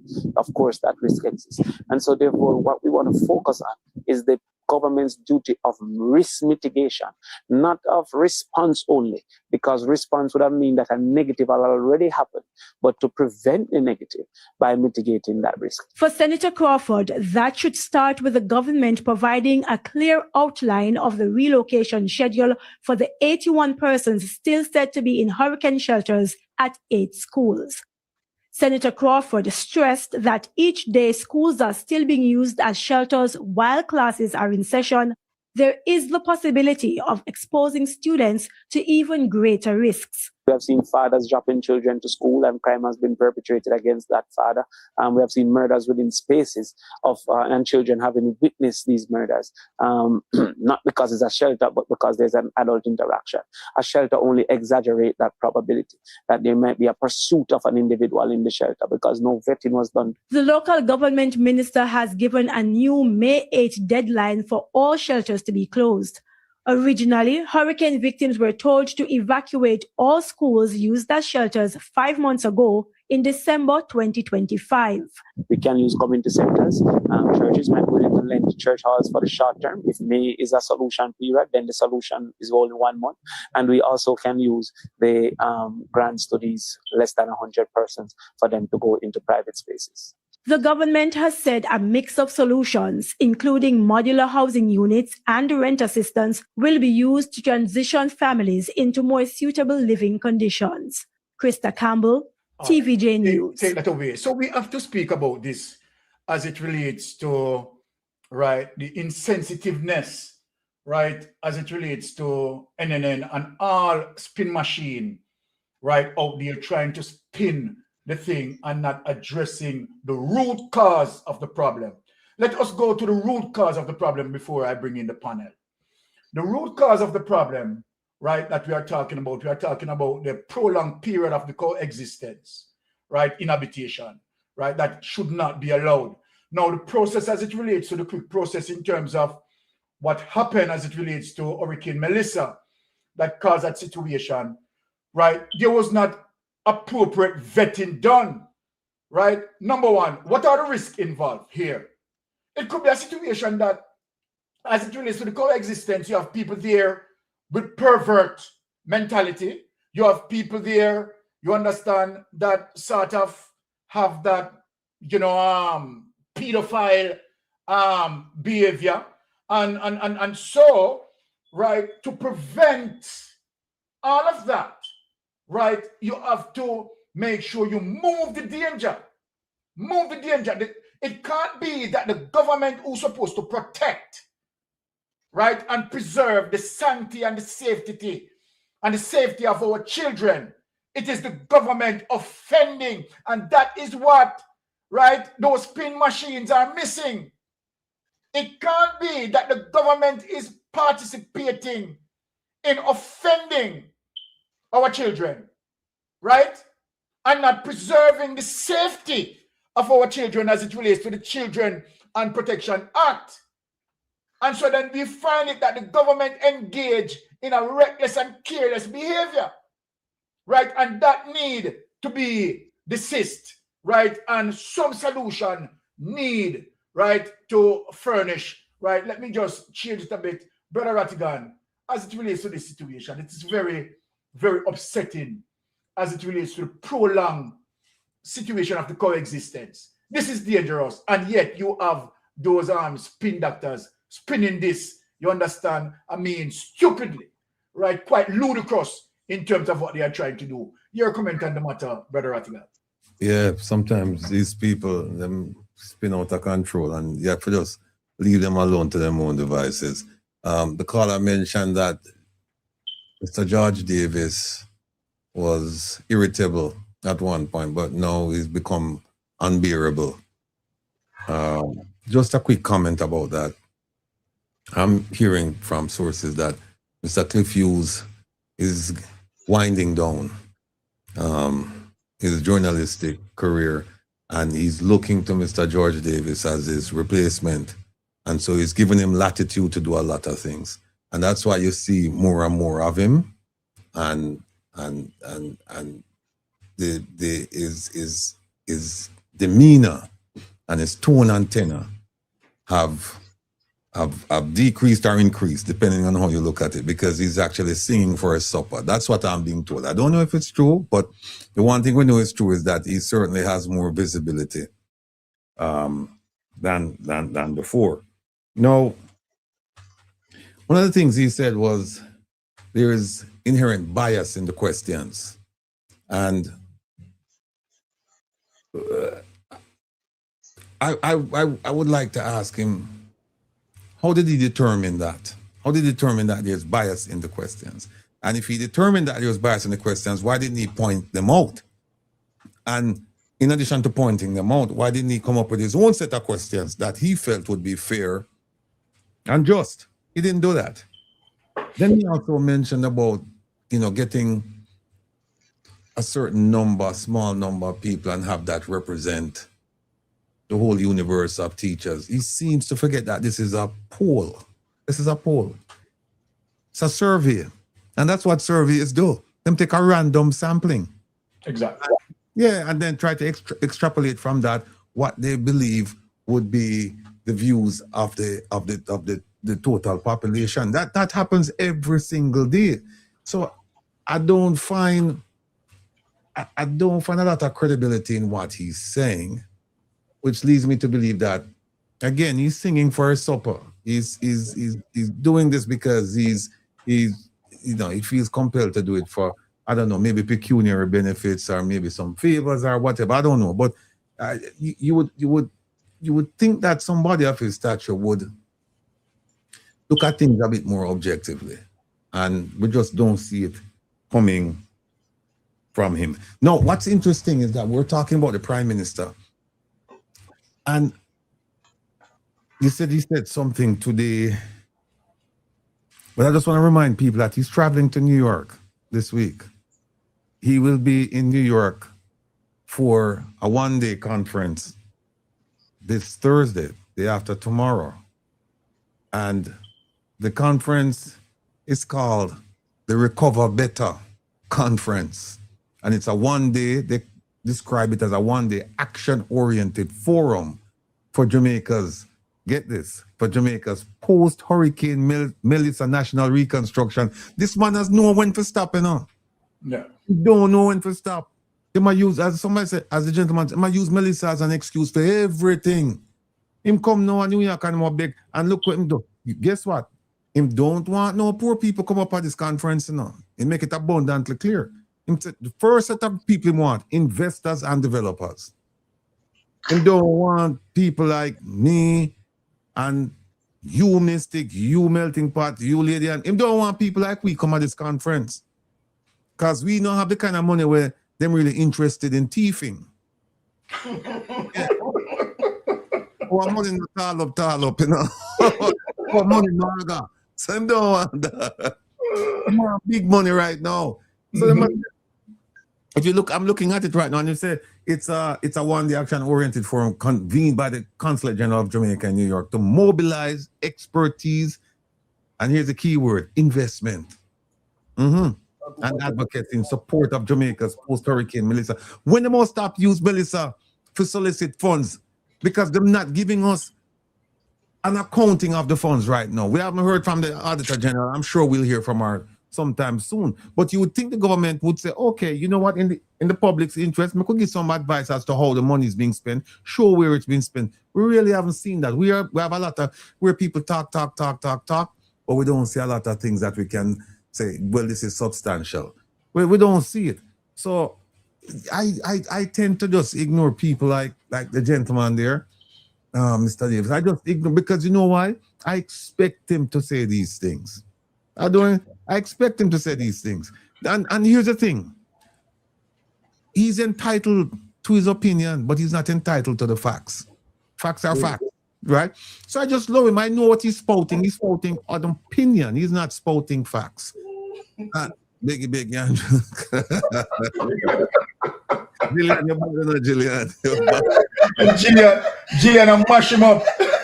Gillian, I mash him up, man. Yeah, but that's where I'm coming this Thursday to some collect. Them just collect 400,000. Well, not just. They collected 400,000 off our concert. Them do at the Hard Rock Cafe down in Florida, and some other fundraising activities. Them get one check for $400,000 US. One check. This is not IDF, UN or not like that. CAF or no, Development Bank, no. This is where people put them hard-earned money into this thing and say, okay, fine, and give it to them. And guess what happened? We haven't heard all the money.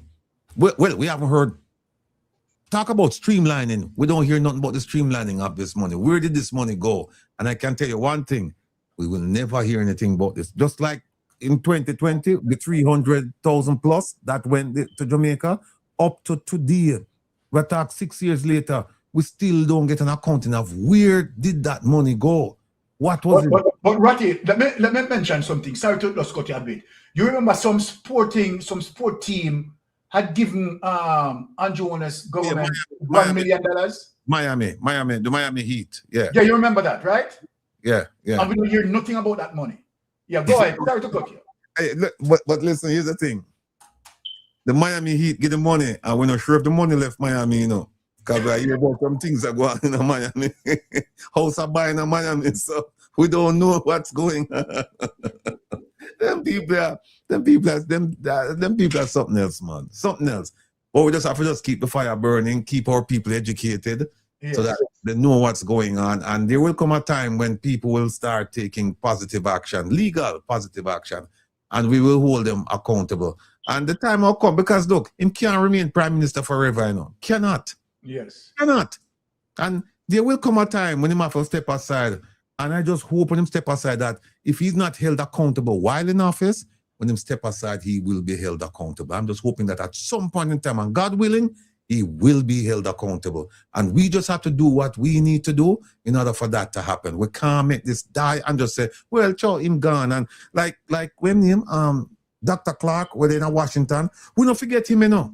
We don't forget the things that we do, all of the Team Foundation and the money and the report that Zara did, where you know the money them can't explain the money come in and then the money go out and she can't figure out what happened. And then when them ask people in the constituency, he might claim him do some things with the money and there's no evidence of there was no evidence of it. Like the park, when we get the money for bill, the Marvel Park, and them show picture, a video of the park. So let's just continue to do what we are doing and just keep the focus and forget about the distraction, because to me, the gentleman where you play, the distraction.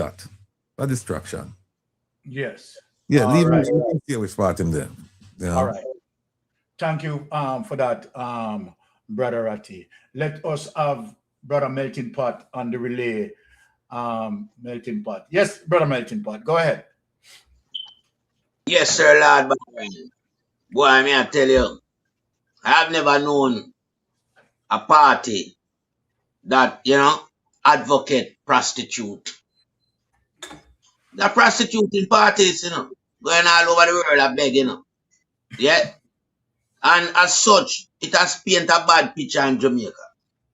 I mean, I am a patriotic Jamaican, and I don't like to see certain development coming out of Jamaica that is being broadcast to the world. You understand? Because it take away my pride of my place of birth, my nationality. Yeah, I am very, very conscious about my nationality. That's why when I come to foreign country, I don't adapt foreign language and foreign accent and all these things. Yeah, I'm a real solid Jamaican. Now, when I look at that video that was being played with Senator Crawford, stating the obvious, and I look at my Jamaican people, them, in the background of that picture, that video, my heart grieve right, just so you know. And it casts a spell over me. And I'm serious. Sitting here and just looking at those people, helpless, in the deplorable condition that this Jamaican Labour Party government has left them to, survive. It hurt my heart, my brother. I'm not telling a lie. But there, son, something come over me. That's one quick question. I noticed that the reporter called him senator, but he's not a senator. No, he's a member of parliament. I was wondering why. Yeah, she called him. Yeah, he's MP. So yeah. I don't know. Because when I heard senator, I thought it was an old video. But then I realized it's recent. So I don't know why the reporter called him senator. But sorry to interrupt you. Yes, I mean, we have no problem with that, Ratty, because, I mean, we are here to straighten any bend that we find. Yeah? So, yes, looking at that thing, man, I mean, I am devastated, you know. Just I feel the pain of those people. Yeah. You can see the helplessness and those people. They are looking for help. You understand? And the deplorable condition that exists 6 months after Melissa, it still leave me puzzled. And to think now that the crime minister is now thinking of going on an overseas venture, capital gain. Because anytime I go overseas, it's for capital, you know. So I will just term it as a venture capital gain. And those people who are, well, I don't know if they are, you know, PMP affiliated people in the state who are putting on these events and giving this crime minister these vast amount of monies. I don't know for what reason. Jamaica don't need any more donation. And I'm saying to the world, please stop giving this crime minister the money, because all it is doing is putting the taxpayers in a situation where they can never recover, because the taxpayers have to pay back the money and the taxpayers does not benefit from all these grants and from all these loans. You understand? Outside financial institution, stop giving the crime minister of Jamaica any more foreign donation. No more foreign help, because it's not going to the intended need. Yeah, the people who need it the most not getting any of it. But yet still taxpayers have to pay back these money. This is what get me so mad and irate, you know. That my headspace right now, you know. When I look and see those people in the school and how them a live, and this garbage where some nastiness a run out and a defend. Yeah, him a live a superior life to the people them. Up to him dog and live better than the people them. You understand? And yet still we have a lot of nastiness like Draws Davis. Yeah, defending this guy. We have several people defending this guy. Several so-called journalists defending this guy. And I'm saying to myself, why? Is it a fact that, you know, people don't have any form of compassion for anyone who they are seen in a deplorable state of condition where their life is concerned? Because if Jamaicans, you know, yeah, have that type of compassion for each other, you know, then that would have sent a shockwave to the system. 6 months onward, we're coming up now to another hurricane season. But yet still those people are still there, living that life. Yeah, they don't have proper bed, you know, people. They don't have nothing. All they have is a shelter over them head. Yeah, and an undesirable shelter. That's what they have over them head. Yeah, this is why everything that is happening there is now being exposed. Yeah, through the media fraternity. Because these people should never be there at this point in time. The solution should have made already to rehouse those people. Yeah, and not rehouse them using any container housing solution. Yeah, we have people in Jamaica who wanted to go to work to build back Jamaica stronger and better. But yet still this guy refused from giving these tradesmen the opportunity to build back Jamaica stronger and better.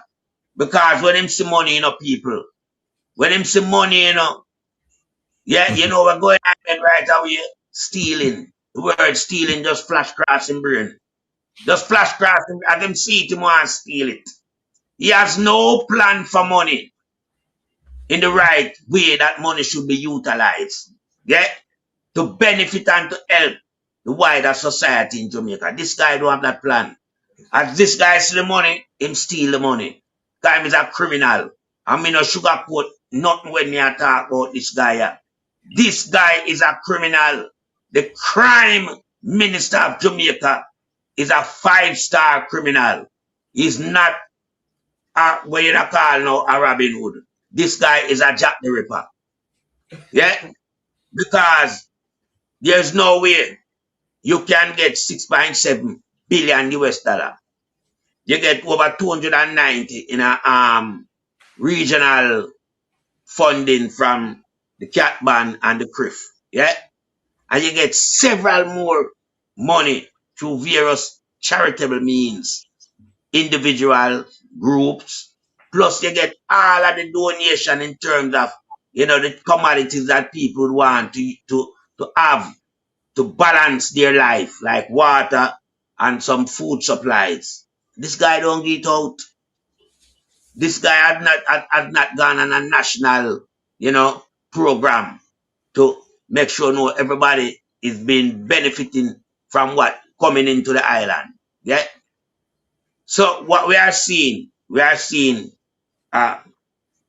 government that likes to come out and do soundbite, yeah, tell lies, yeah, spread propaganda, yeah, but don't have anything on the agenda for the people. And so I am left here now wondering what next for my Jamaican people. What next is on the card that this administration will do to them, to destroy them? Because we're seeing a lot of activities being done, you know, that when you look at it, you know, there's only one direction it's pointing to, and that is destroying the entire population of Jamaica. Like the guy want to kill out black people. He might use the police them, and he might use all other various means. And a lot of people has been benefiting from what is happening to Jamaican people. Some people now who just come up and one business them up and them brain is having an undertaker. And them make a lot of money through that. Tough Tongue and him friend Archer and the government contrive to carry out this course of action. Yeah, where them just kill with people like nobody business. Because at the end, it have to bury, you know. And it's several money it take to bury a dead now. Just to dig a hole and put somebody in a box, and it costs millions. And them a benefit. So we have to look on all the mechanism that warrant scrutiny. Yeah? And me like to scrutinize things. Because me like to assess a person if me know say, me say you care for the people, me I give you props. When Pat, me see you use another minute to wrap up. That's right. Administration. Because at the end of the day, Jamaican must come first. And when you borrow money in a Jamaican citizen name, they must be the beneficiary. Yeah, and I yield back the floor. Mr. Give me 2 seconds there. I just want to make a quick observation. One is people, I want to understand. You see, when Mystic and Arabian and the rest of the bloggers and put up some of them people here, like Mr. Davis, I want to understand that don't suddenly just criticize. Listen to what them say, because you have a sense of what they're going to say, but don't anticipate it. Listen to it, parse through it, think through it critically, and then if you're critical enough, you're gonna realize that in most cases, not all cases, but in most cases, these people are just distracting you. They don't want you to focus on the issue. Now, quickly regarding the Prime Minister. Now, if I wanted to give money to the government to help out the people of Jamaica, and this Prime Minister approached me now and said he want money, you know why me wouldn't give him? Him just take a salary hike, you know. Well, all that is going. Well, instead of just say, well, I'm in solidarity with the people. Everybody will suffer. I want salary right now. The man take the salary and it's retroactive to last year. And it's 6 more people go up on a theme salary alone. Instead of could I just wait. And then the last point is this. If I come New York 2 days from now, I come beg money, you know. And while in my beg, guess what? Who I beg to? Minister, my favorite minister, Minister of Foreign Affairs, Kamina Johnson-Smith, and our junior minister. I beg people for come to Jamaica for the conference, for come do the same thing where he might come up here, so come beg this Thursday. Money.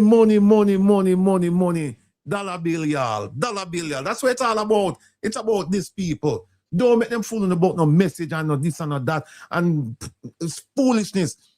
Them just want amass as much money as they can. But you know what? God now sleep and them going to face the consequences. Thank you, sir. All right. Blessing for that, Brother Rattigan and Melting Pot. Well, we tell them, say, Rosie, have them weak, right? Because we have seen Rosie outburst. And basically, right, Rosie had spoken about Juliet Onus, right, in terms of, you know, saying to all of us that Juliet Onus, right, is extremely an aggressive person, right? And obviously, we have seen certain things that we are going to identify as it relates to Juliet Onus, what I call a political tegereg. You understand? We are going to show some evidence of that. But as I said, Rosie have them weak, and so now it appears as if them executed Section 53, subsection 3, and Rosie, total silence. Now, people, look where we are going now, people. Let us go to this situation as it relates to the unfairness, right? And, you know, not able to balance justice as it relates to this administration, seems to be heading down the road of dictatorship, bullyism, badmanism, a badman government, bro God. Let us get into that. We have to wrap up 9 o'clock, so we want to just crunch these few clips, right? Now, let us listen to this, and then we get into the juggling, my Jamaican people. The Ethics Committee of Parliament has decided to resummon MP Dennis Gordon to answer more questions on the matter involving the University Hospital of the West Indies and his company Jack Den. Among other things, the Ethics Committee of Parliament examines requests to exempt members if a company they're involved with is party to any contract with the government. It was recently revealed that Jack Den, owned by Dennis Gordon, was one of 4 companies that benefited from the misuse of tax exemptions at the University Hospital of the West Indies. Since then, Jack Den has paid $10 million in customs duty. The matter was discussed at Wednesday's Ethics Committee. You know, looking at the minutes, I think there might be some new information regarding the Auditor General's report. And based on those reports and what was tabled in the Parliament, we may have to bring back ask a member to return to the committee, just looking at what is before us and what has been revealed in some information that we receive from the PAC meeting. My issue though is that if permission was granted for the member to be exempted by his company, can we retroactively go back on that? I'm not sure. Just for summary, the accuracy of information provided by the member in question, as recorded in the minutes, has been called into question in light of subsequent publication in the public domain, and the member is therefore being asked to return to the committee to provide clarification on the answers. Take that away, Oni. Why am I playing that clip? Now, obviously, as it relates to the pressure that Jamaica Labour Party, right, administration is applying as it relates to the Parliamentary Ethics Committee. Now, what we are going to show, right, as it relates to things that Juliet Onus had done, that Juliet Onus must call in front of the Ethics Committee. We are going to present it tonight, right? We are going to present it tonight. So I'm going to give you 2 clips as it relates to how Juliet Onus continue to breach the laws, right, and continue to push back on justice. And Juliet Onus has not called, right, to come in front of the Ethics Committee. Now, look on this situation, right, and we are going to get into some serious situation with Juliet Onus, because what we are going to present as it relates to the other clip, Juliet Onus must be called at the Ethics Committee, right? Let us get the gleaner. right? Let us get into this. Now, here it is, right? Tuesday, November 14, 2023. Former National Integrity Commission Integrity Action Head Professor Trevor Monroe wants House Speaker Juliet Owens to tell the country today the mischief she was seeking to correct by suspending the tabling of at least 2 reports from the Integrity Commission upon submission, despite guidance from the Attorney General that the long-held practice was not inconsistent with the law or parliamentary rules. At the same time, Jamaica Accountability Meter Portal Executive Director Janet Calder is urging the Speaker to share the specific jurisdictions she consulted to get advice that seemingly helped to inform her ruling last week. Now, watch this. Calder is asking owners to name one other jurisdiction where members of parliament have to wait on a subcommittee and their findings to then have access to a report that comes to parliament. So a break, Juliet Owens to break the standing order, you know, right? No, she can eat her cake and have it because because the subcommittee, it can be sent to them the same day that it is tabled. There doesn't have to be any delay between Parliament receiving it and tabling the Oversight Committee getting it, she contended.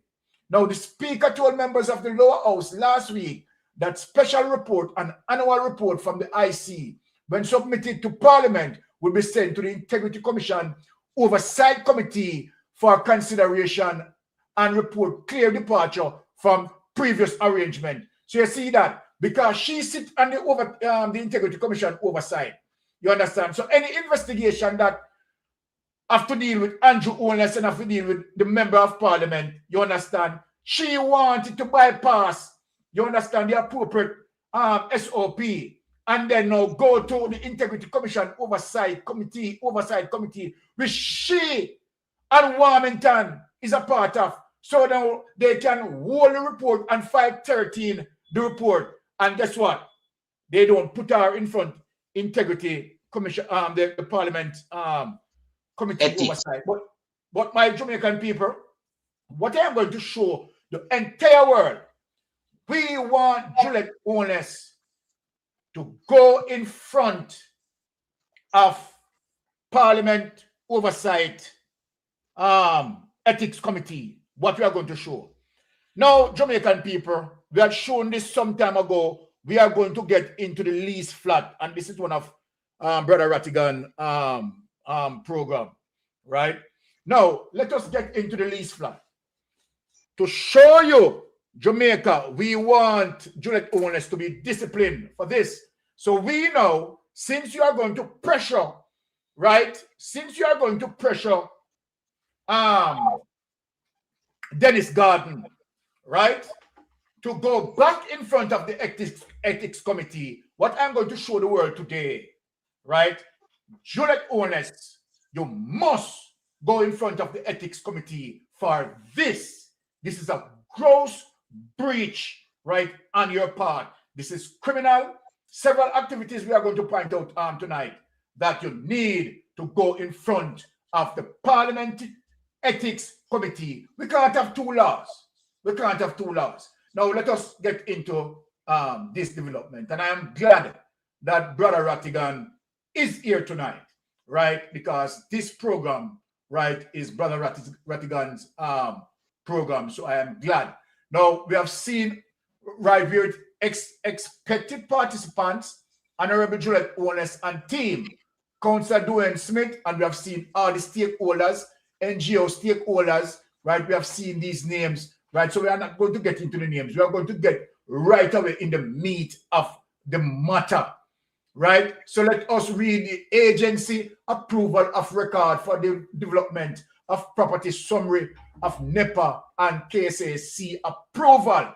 We are going to show you the level of criminality that Juliet Owens had done.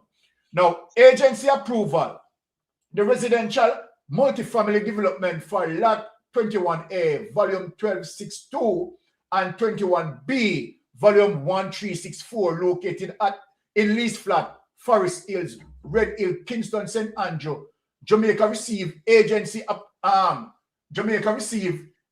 approval as follows.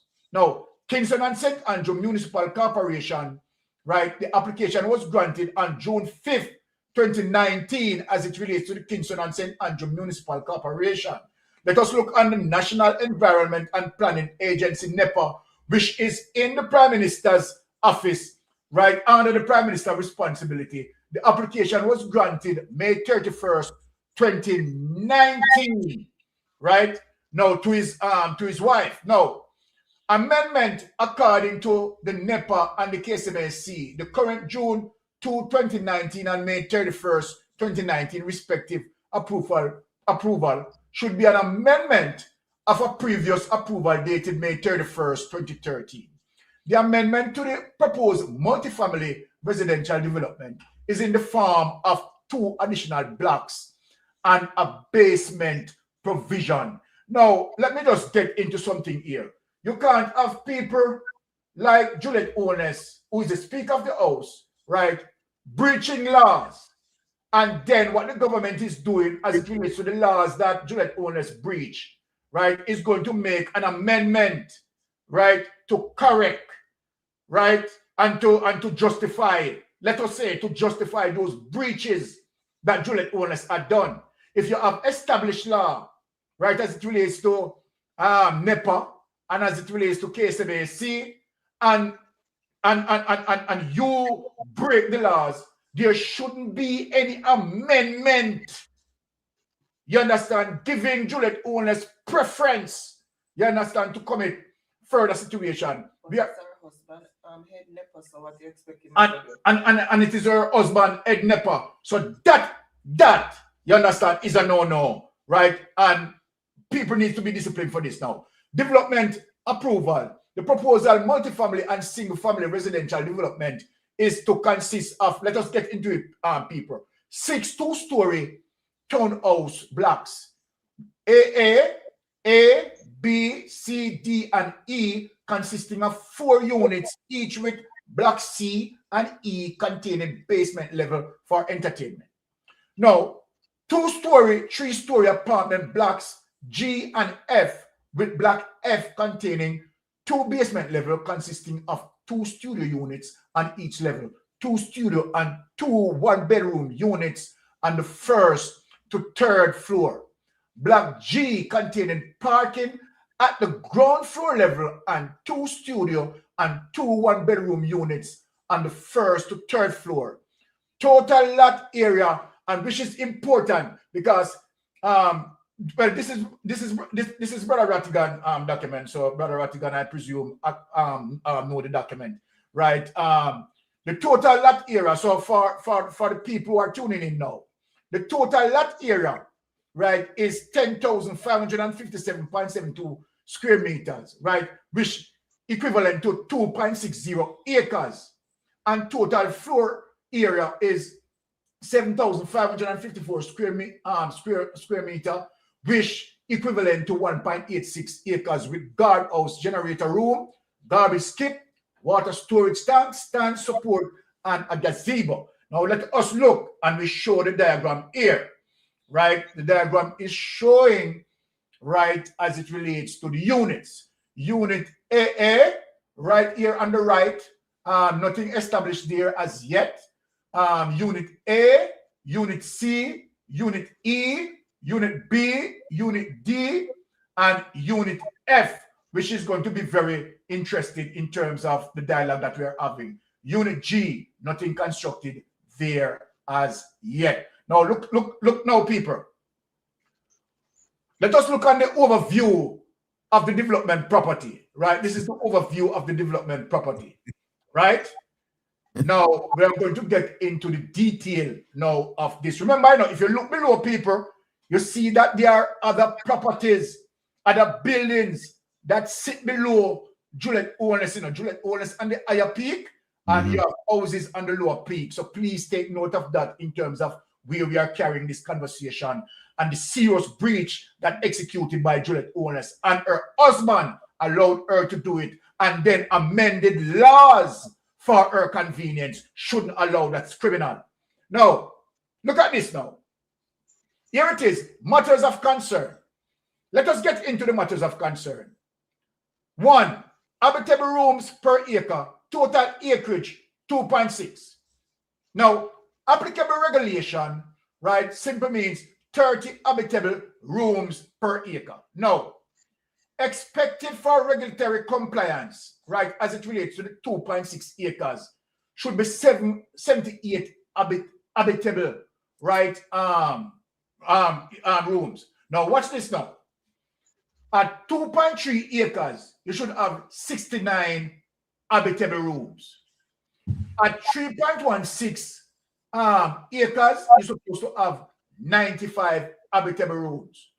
120, right? At 4 acres, you're supposed to have 120 habitable rooms. Remember, Jamaican people, what we are looking at, Juliet only has 2.6 acres, which you should only have 78 habitable rooms. Now, the agency approval of record, which this should not be, I have a problem with this, Brother Rattigan and Melting Pot, because there shouldn't be any form of justification and amendment done for Juliet owners to extend beyond the 78 habitable rooms at 2.6 acres she have, and they make amendment in giving her 95 habitable rooms after she had broken the law.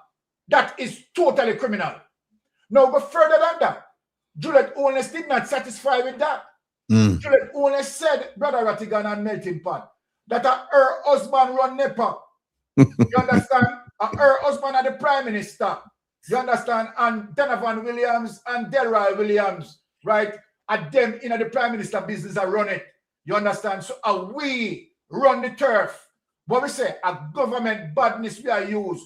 Juliet did not satisfy with the 95 habitable rooms. You know. We want her to be called in front of Parliamentary Ethics Committee and asked about this.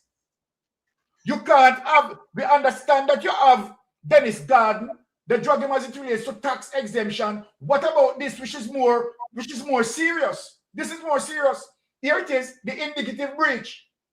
Actual habitable rooms in excess of 120 rooms. See the people? See it here? Now, this is serious, you know.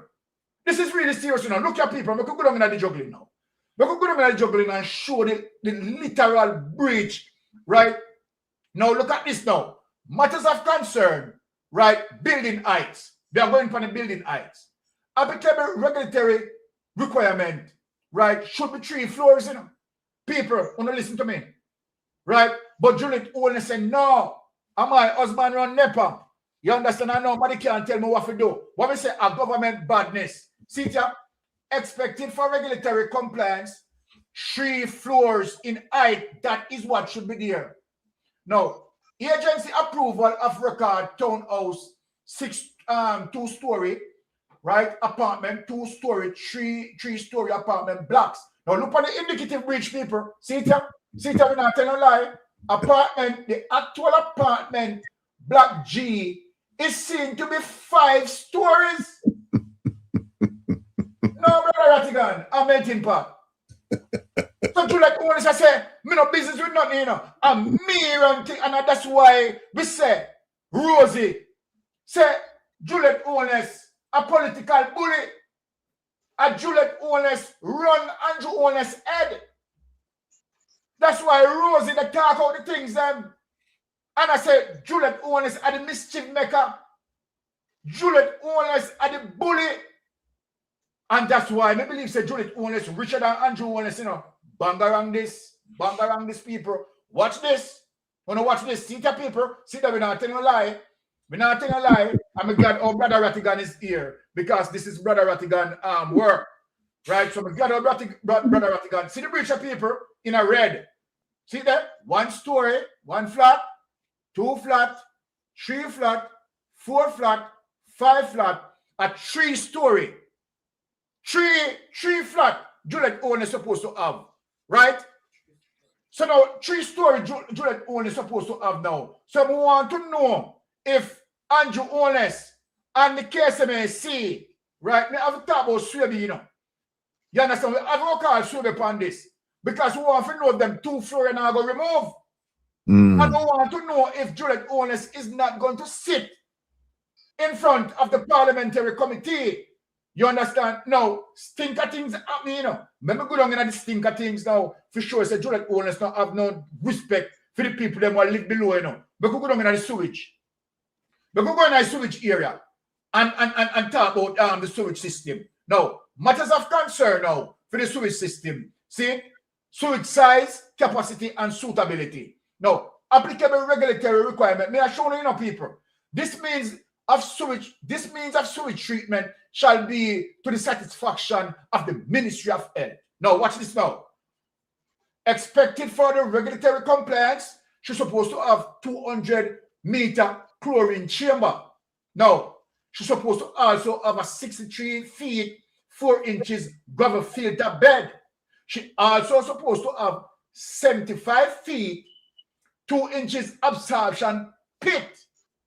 Now, agency approval of record, right, shows that, okay, she's supposed to have 200-meter chlorine chamber, 63 feet, right, 4 inches gravel filter bed, and 75 feet, 2 inches absorption pit. Now, look at now, people, the indicative breach.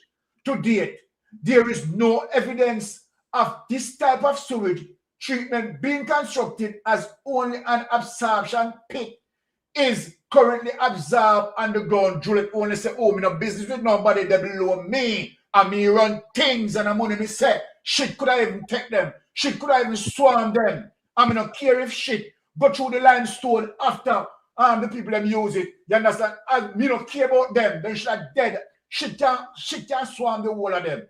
No, when you see it now, people. When you look on them thing, you know. See it now, people. Watch it now, people. See it absorption pit. One absorption pit. See it in a red, people. You understand? See there. See there. See the government badness there. And look for the 3 houses, the big houses that were below Juliet Owens place.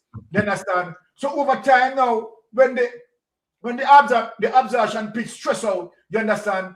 Sewage now go flow down now to the people. Now this right, and Juliet Owens take that away. And Juliet Owens in a parliament, you understand? They knock hammer.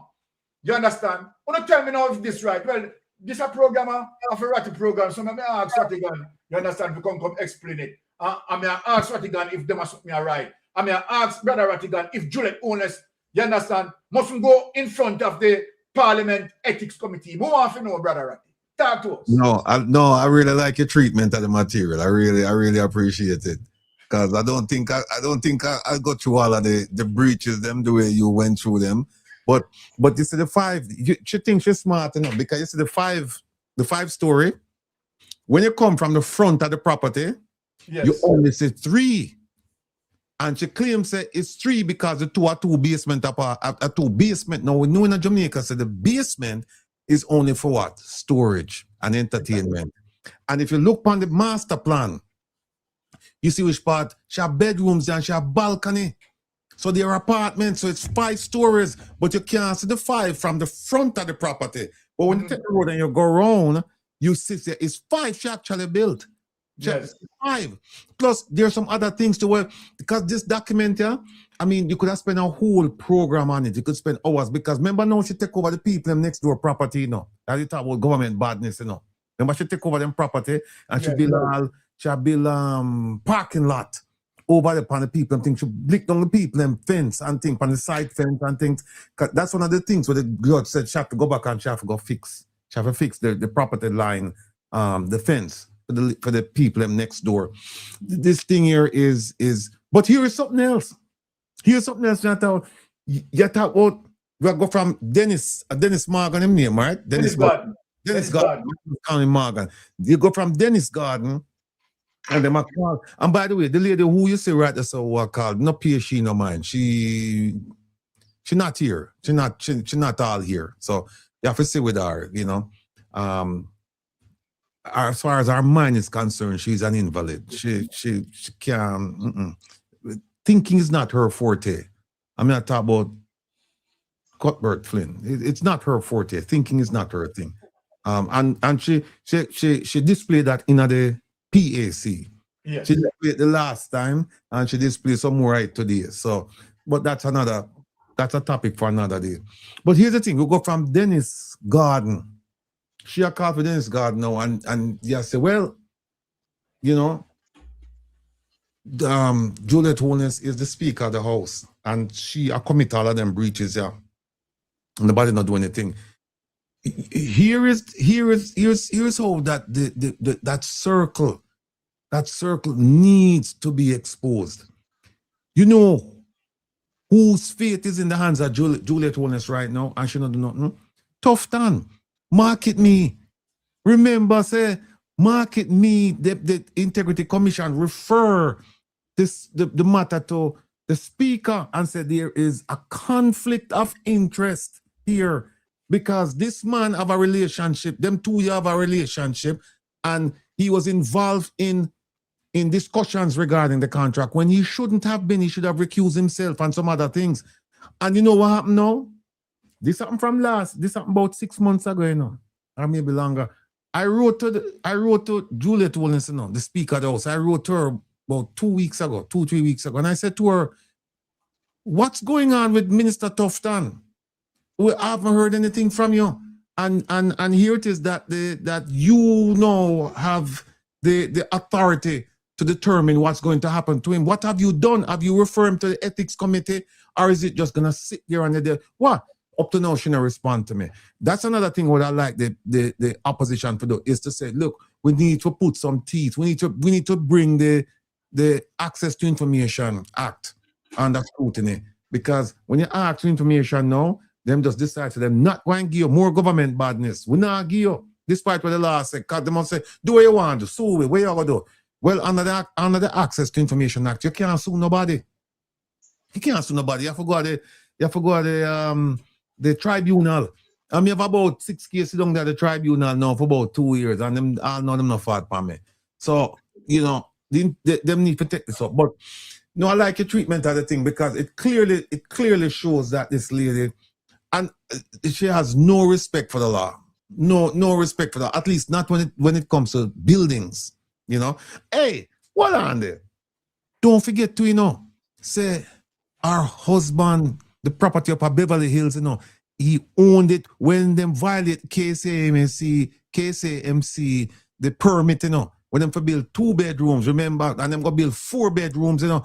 And Yes. at the time when they started the violation, at the time when they got the permit, the Prime Minister was a principal in that company, Estate Bridge, I believe it was. And at the time when the violation occurred or started, he was there. And it was later on that him give up all I'm interested in. And you know, how him supposed to get drawn up before the Integrity Commission to say, okay, how did this occur? Because you can't tell me, say, you know, no, the building they're right up the street from you, and it's your money are going at it. So you, of course, you're gonna come and take a look at it. And you never say to the man, I build 4 bedroom when you knew or should have known says only 2 bedroom apartments you can build. I mean, this whole thing is a mess, man. It's a mess. All right. Okay. All right. You finished, Brother Ratty? Mm-hmm. All right. Let's just Brother Melton Pot close us out, because we said we are going to finish at 9. So Melton Pot, take it away for us. Well, the whole in this administration, you know, a criminal. Yeah. The whole in this administration, they are criminals. Yeah. The biggest criminal in disguise is Juliet Holness. Biggest criminal. This market girl turned millionaire overnight.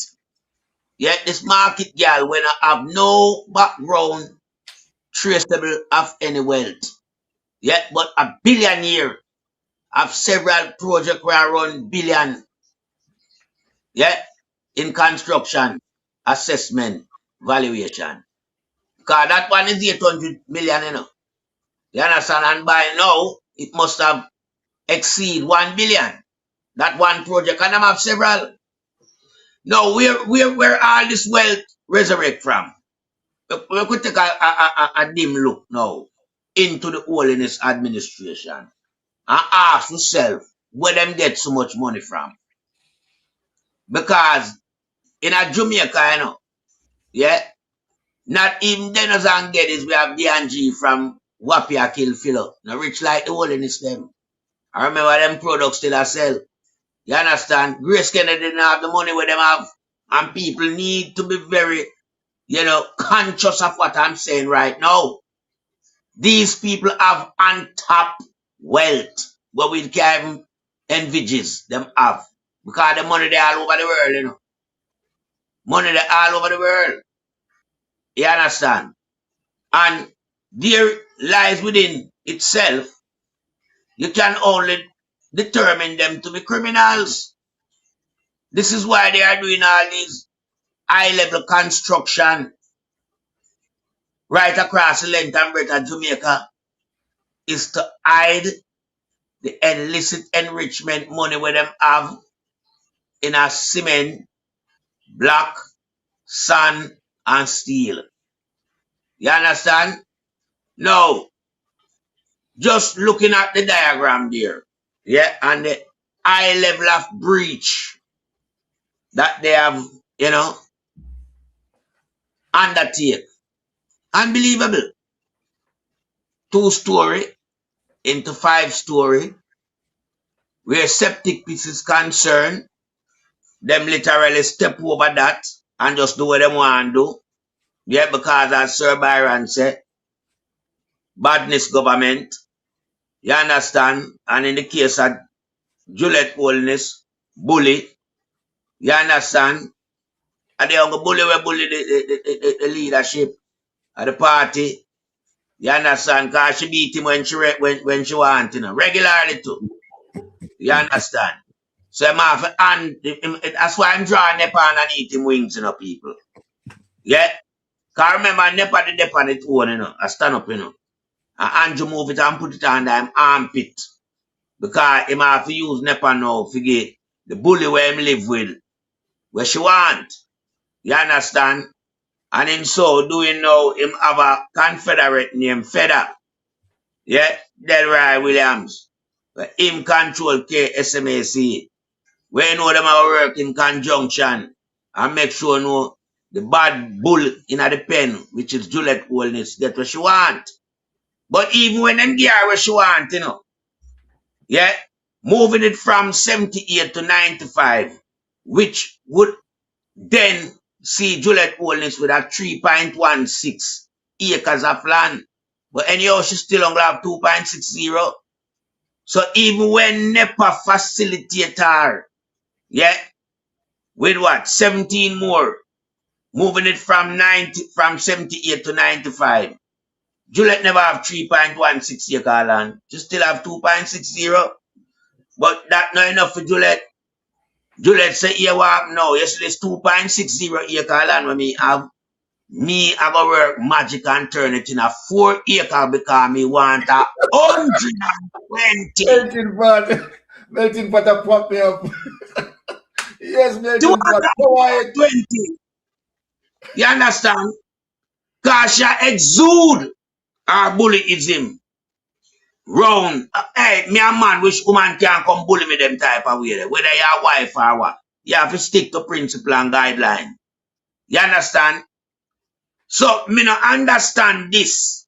And then, when you look on it now, yeah, from 78, you know, people to 120, you know, yeah, you're talking about 42 excess unit. Now, when you take 42 and merge it side at 78, you're talking more than 50% increase. But yet still the pit where she's supposed to have, she not have that size pit and she not have 2 pits, she have 1 pit. Now, how you going to put so much people waste into a pit that is not built to the specific requirement of the planning regulation where you get? Exactly. Serious. Oh, how you going to do that? So right now, me a call upon Swaby, me a Swaby. Yeah, because you see, no amendment must facilitate Juliet Holiness, criminal and corruption. Criminality and corruption. No amendment. So, we just disregard whatever them are coming, you know. Yeah, but them have, you can't, this is nepotism and cronyism. No prime minister, no crime minister, no mayor cannot facilitate a garbage market vendor like Juliet Wallis. She's just a garbage market vendor. I mean, I don't care what nobody wants to say. Because me no run Juliet for where she have. Remember, me live in UK, you know. Me no live in Jamaica. And she can't have nothing in a UK that is unlawfully regulated. Yeah? She not there them place, yeah. Them two son might there. Yeah? So she not have nothing when me I read them. My eye can't see what them have. Unless it come on the video like when me I look on. But me I make she know say she couldn't bully me, you know. You're mad. So me I swear be.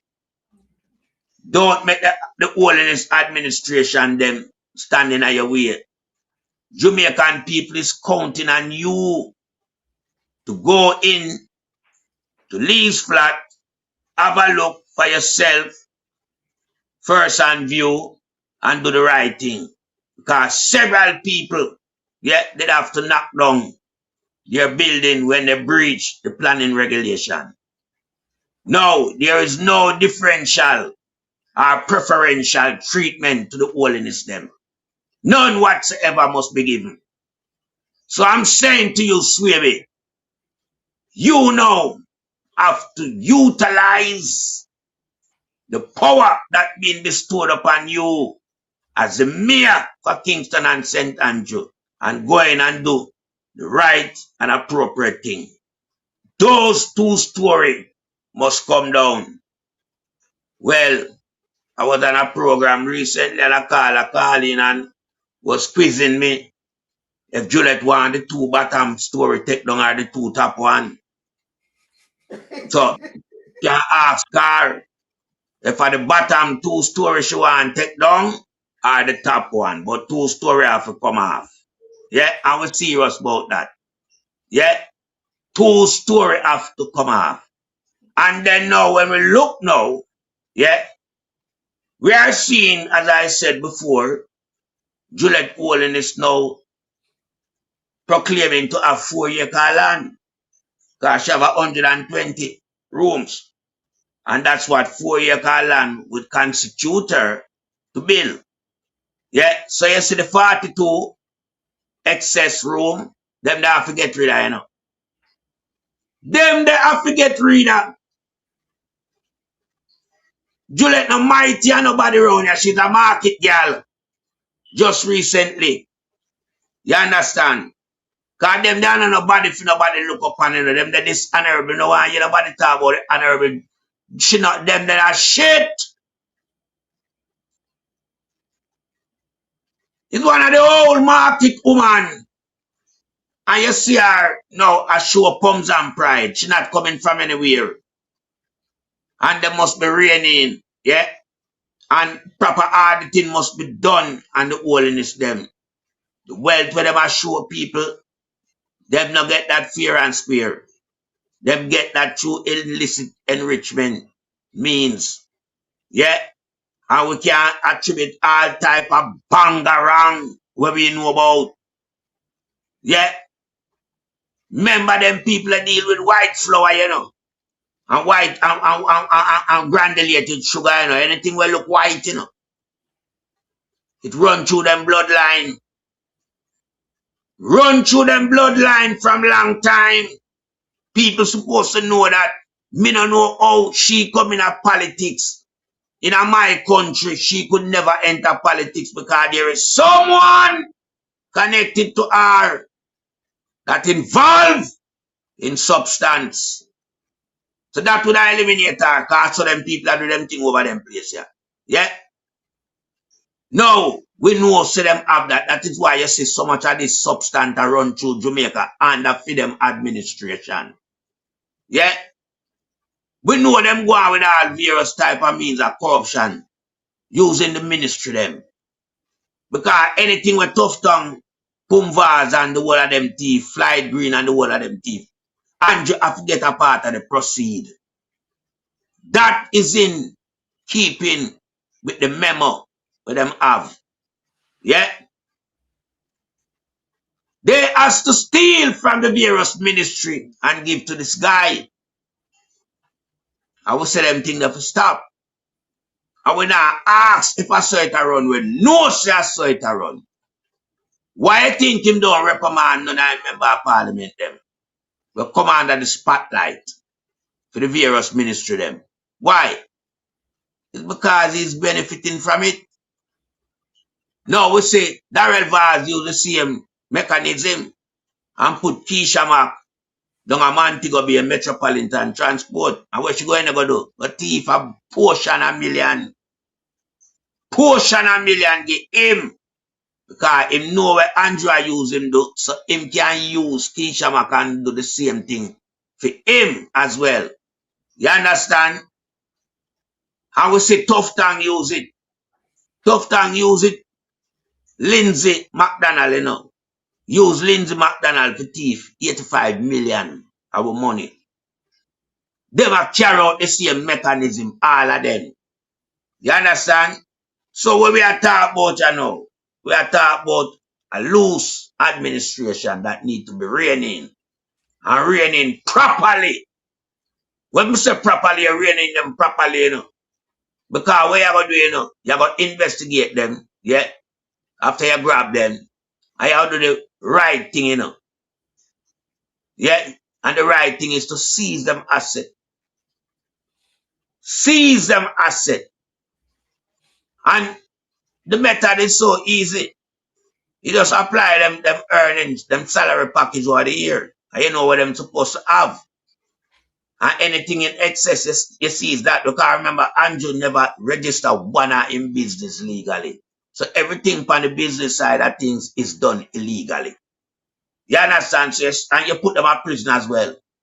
You understand? That is the only way the Jamaican population can get any farmer recompense out of where the whole in this administration them come and go on with.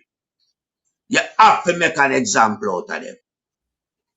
You have to use them as a deterrent factor for other ones who are come behind. Yeah?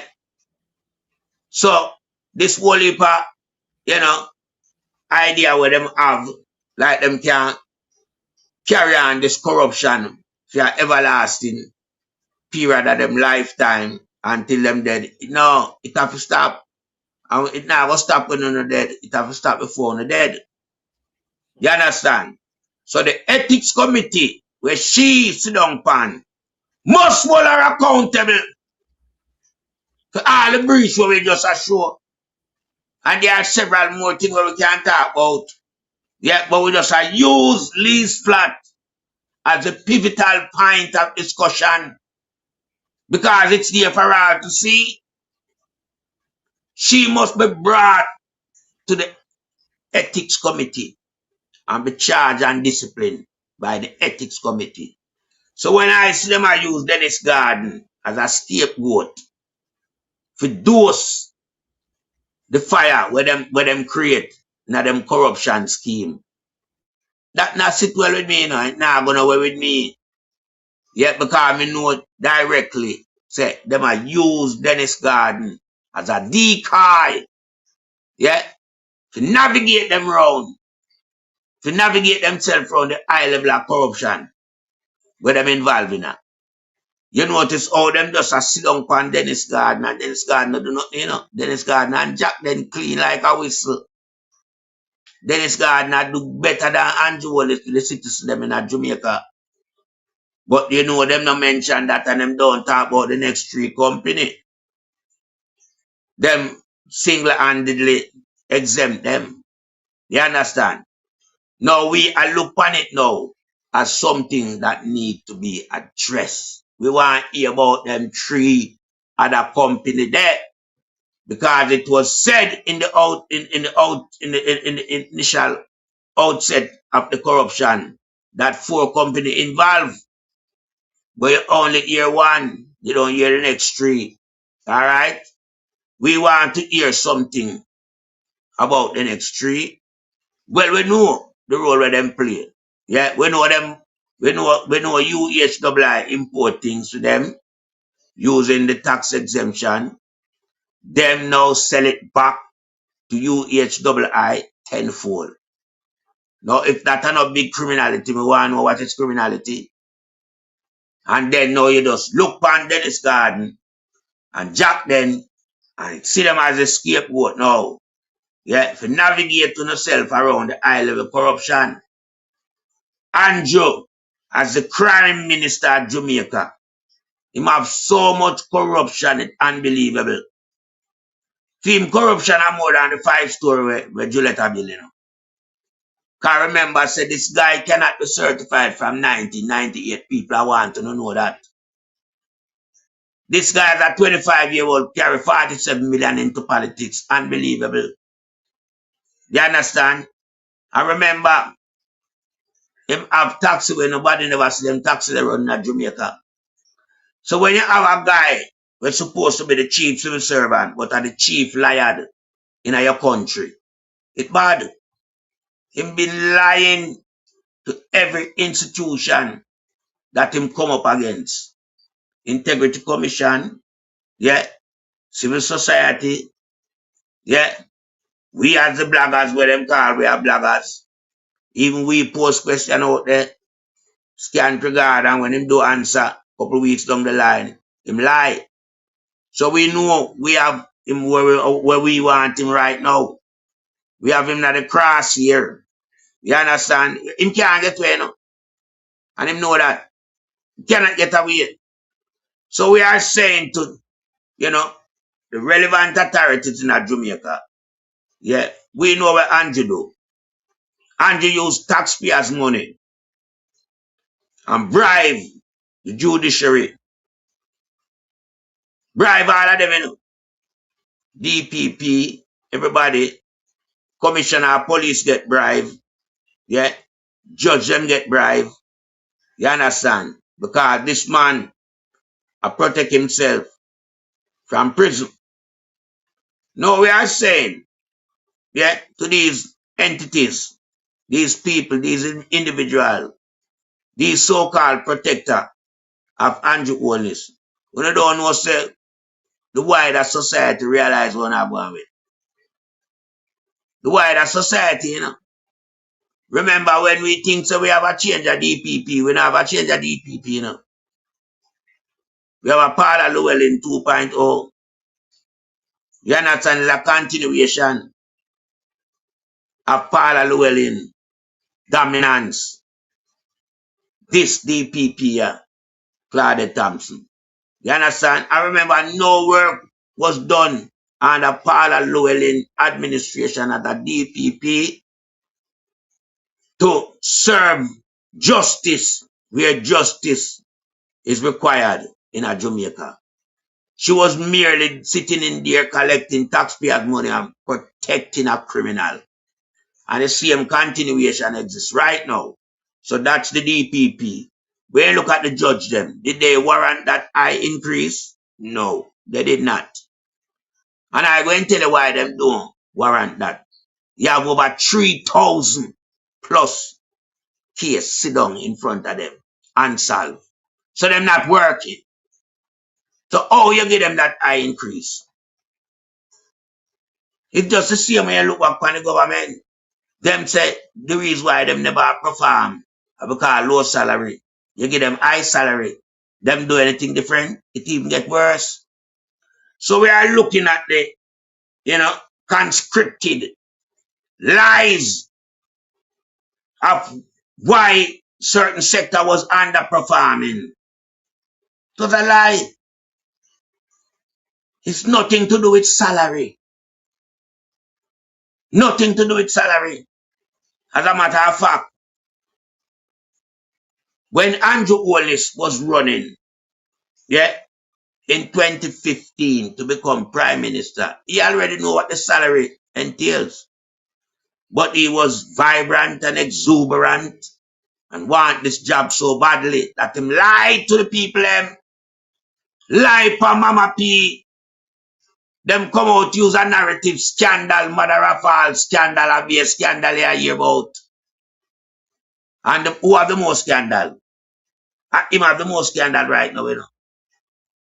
Remember him come out and tell us, say, you're easier to get gunshot in a Jamaica by being hit by a bus. Under the PMP administration, and that him I tell you, say crime was of such that you're easier to get gunshot than being hit by a bus. Now, when we look and see where I'm going with, I know Mama P administration never have the police force that kill 300 citizens in a one calendar year. This guy have in police force kill more than 300 odd because them suppress the numbers. You understand? And it continue. You understand? Under the PMP administration, you never see $3 trillion unaccounted for, you know. I mean, I talk about just Mama P, you know. I talk about Manley and PJ. Yeah. This guy just come in, you know. You see how long we have a politics around. You see how long people, yeah, and we don't have them problem as it relates to how much money missing. But from this guy coming in, you know, the last 10 years, you know, over $5 trillion now, you know. Over $5 trillion missing. And on a joke melting pot, I tell you now. You understand? But yet still, we have a guy who cannot be certified from 1998. He's an uncertified prime minister in the world. And probably the only one. Yeah. Hold on a minute. We still have him sit down. We still have him sit down as head of state. Yeah, I mean, I ask the Jamaican people, you know, what is the solution to this guy? Because this guy is a criminal, you know. Remember, me not call him prime minister anymore, you know. He is a crime minister, C-R-I-M-E. You don't get it, my people. That's what he is. And his wife is the biggest criminal in Jamaica. So one old school, you can't believe this, of the two outlawed criminal in the country. One old school, you know, man and woman, you know. It's a recipe for the disaster. There is no way a little island like Jamaica can continue with them two criminals, yeah, and run the country day and night. Yeah, which part of the world you see husband and wife run a country day and night? Melting pot, hold on. Just use a minute to finish up because we have a call up on the line waiting. I'm going to want to just process the call here and then we just okay. Yeah, man, you can't bring in the caller, man. Cause, you know, the gist is here and them know where we are going with it. Bring in the caller, right? Yeah, all right. Caller, yes, go ahead. Good night, everyone. Blessings. Yes, continue to home. Thank you. I'm going to be quick and short. All right. No, we must not forget to call for the resignation of Christopher Tufton. Christopher Tufton is in hiding. We cannot hear anything from Christopher Tufton about the $521 million at the UA hospital. No, he's trying to take himself away. He will not stand responsible for nothing concerning the health ministry that has happened. Christopher Tufton cannot say he was not aware of the situation because it has been going on for so long. And he wants to say it's an issue that is coming from a long time, word speaking. Now, where is Christopher Tufton to come out and come talk to we? We want to hear something from him, you know, and the health minister. We want to hear something, man. We must call out, we must beat it on him. He must come out, come talk to we. He must be interviewed. He has a whole heap of something for come tell we, whole heap of answers to the questions we have. So let us continue to beat it home. We want him to resign. He should have resigned for less than that. People on the PMP side has to resign. Why is he still there? I don't want him to feel comfortably, you know.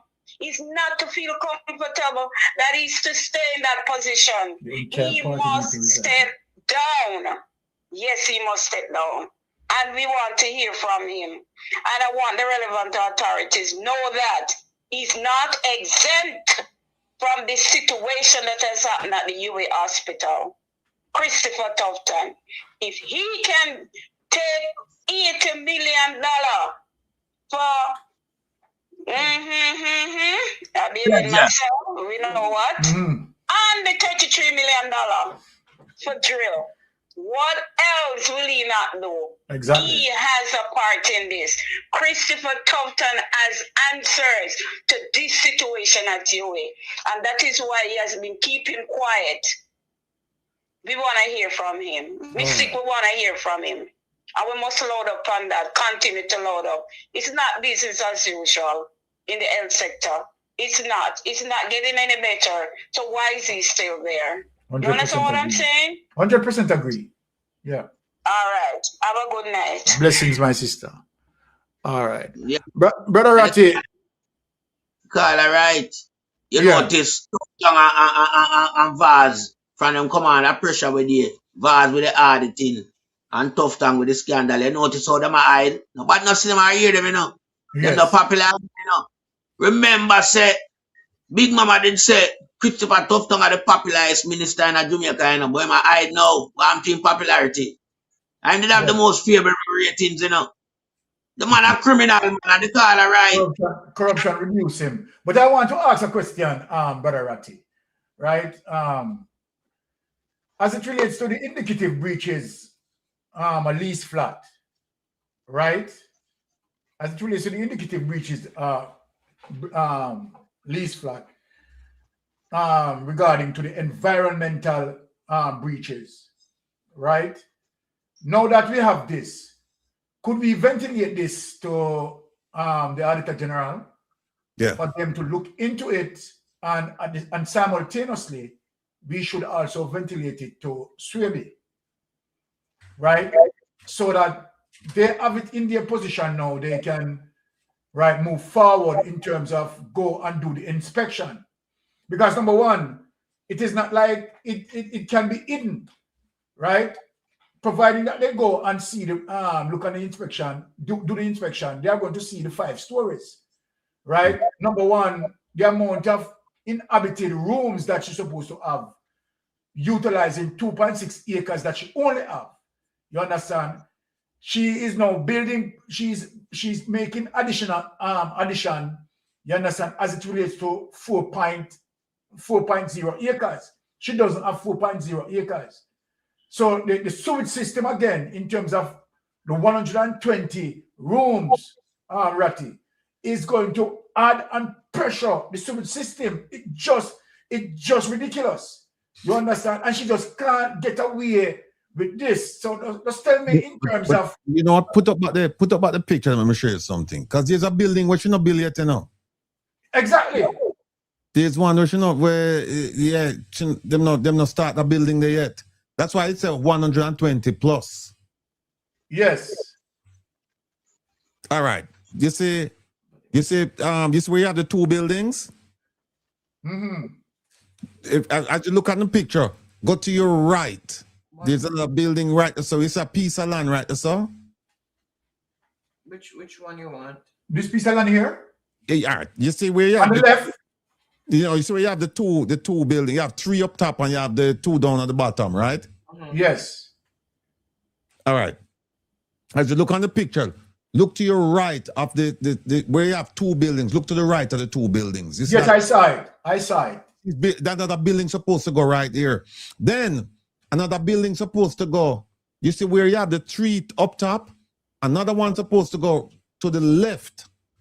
To the left of the first one. Yes, we see that. Yeah, because the road is supposed to come through that side, and they move the road now to come down now and come through the lady's property. Because they're putting, so up top you're going to have 4 buildings, and down at the bottom you're going to have 3, and then you have the 5-story right in the center right there. You see what I say? Exactly. Yeah, we saw that. Yeah. Quite clear. So you have 2 more buildings supposed to go up. And then the road is supposed to, they're going to move to another slide. Let me see if, oh, that's it. No, up. Oh, wait a minute. Keep going. All right. See it right there. You see unit AA, and you see unit B. Right. The road AA, yes. Yeah, the road is supposed to be where unit AA is. The road is supposed to come from that side, but then move it down now. It's because I'm going to put up unit AA, and I'm going to run the road coming now through the right next to the ladies, the property line. I'm going to run the road right down there. So it's a mess. Yes. But what we are looking at, this is really greed, and badmanism, government badness, No, I mean, they can't get away with this, Brother Ratty. Yeah.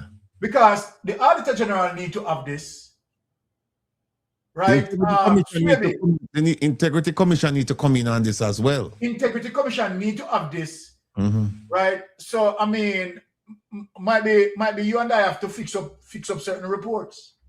No problem at all.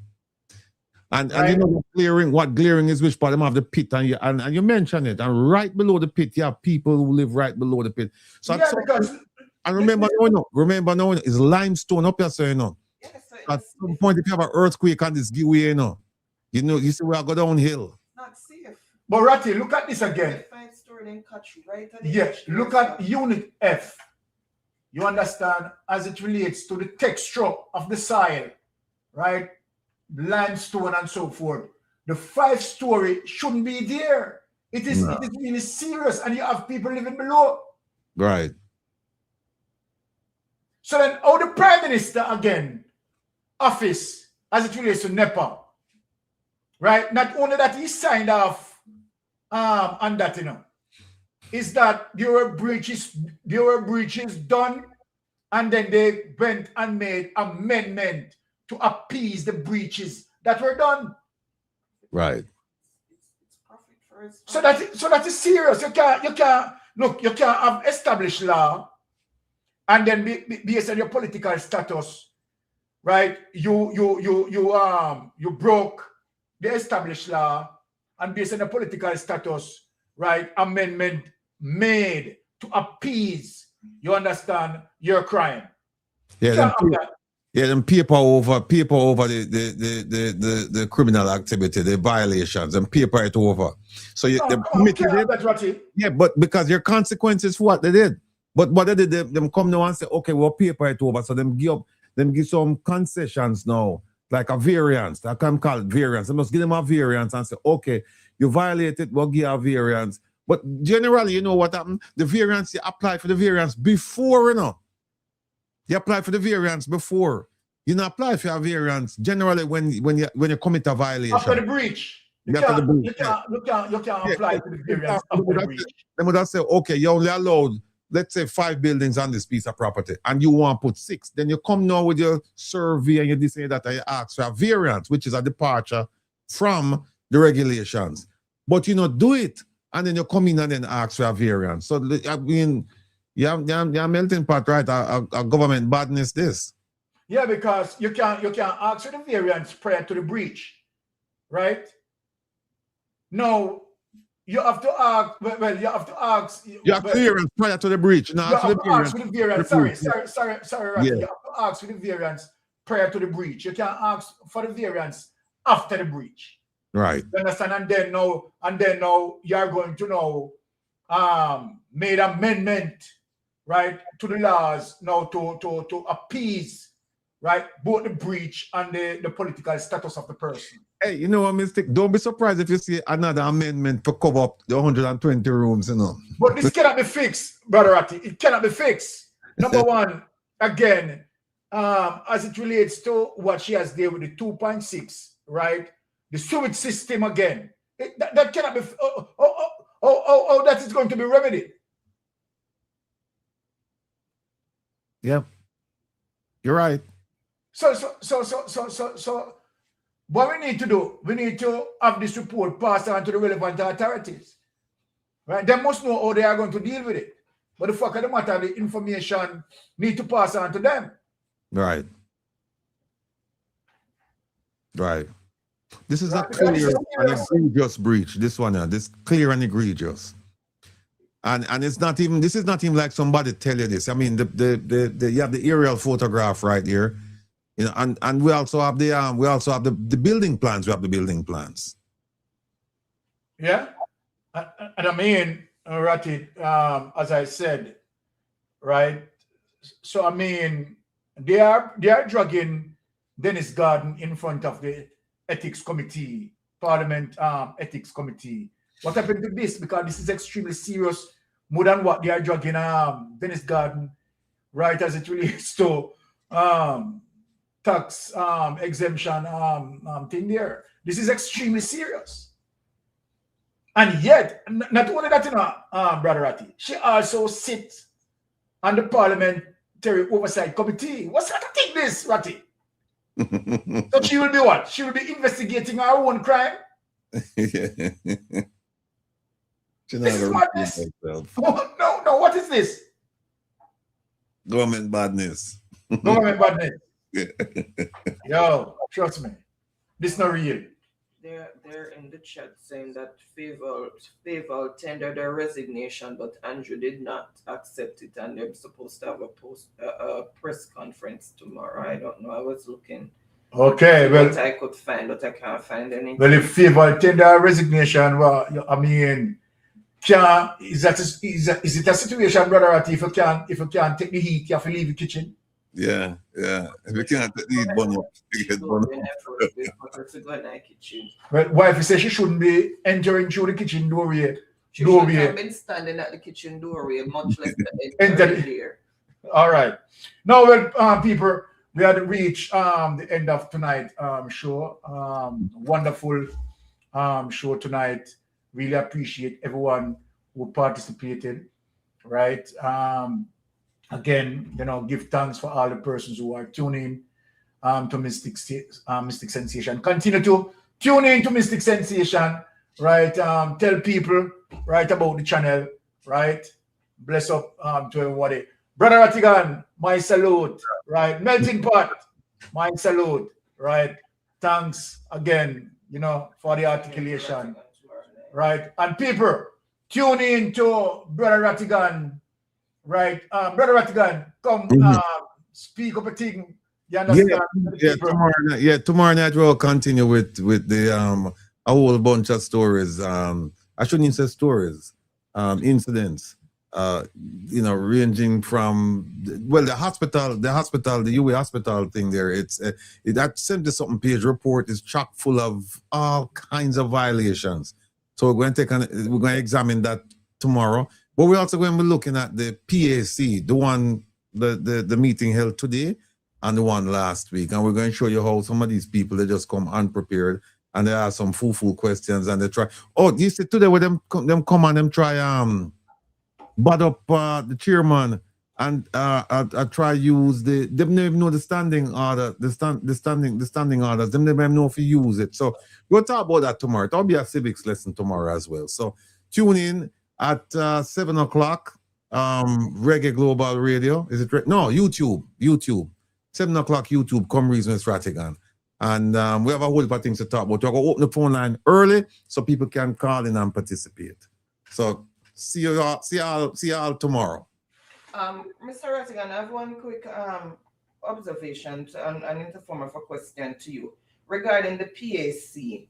Because I realize that they have the new CEO there grilling about all that took place before his tenure. Shouldn't it be the person who was there at that time be the one to go to answer these questions? How come this new person is the one who's in the hot seat? I don't understand it. Yeah, he's coming. He's coming the next PAC meeting. The old permanent secretary and the old CEO. They're coming to answer questions. So we'll get some clarity as it releases some. Yeah, but the problem with this one, with them having him go there and try be cute, and instead I'm just say, listen, I just got here and I'm trying to wrap my head around what's going on here. He come in and try to get some cute answers and get himself in a trouble. Him tell a whole heap of lie, you know. Well, yes. I didn't want him tell that, but him tell a whole heap of things where not exactly, not factual, not factual. And you want, and him say some things about Jack then. Him say some things about Jack then that some things that are not factual. But it will come out. Exactly. All right. So yes, that is it, my Jamaican people. Walk good, bless upon yourself, enough strength. I am out. All right. Blessings, Brother Ratty. Blessing, melting pot. More your wife you talk about travel on the gravel, man. Okay. Oh yeah, wifey, close us out. Sorry, close us out, wifey. Okay, guys, take care. Have a wonderful rest of the week and stay safe and safe travel on the gravel until we see you next time. All right. Blessings. All right, cool. Yes. All right. So why you come to me with that foolishness, you know? You elect a prime minister, and is a prime minister run the country. It is time we learn to hold our leaders accountable for their actions and stop making excuses for them. Stop making excuses. Otherwise, go elect the people who really run in the country. And I don't want the right kind of stupid argument. Hold the people you elect accountable and stop making excuses for them.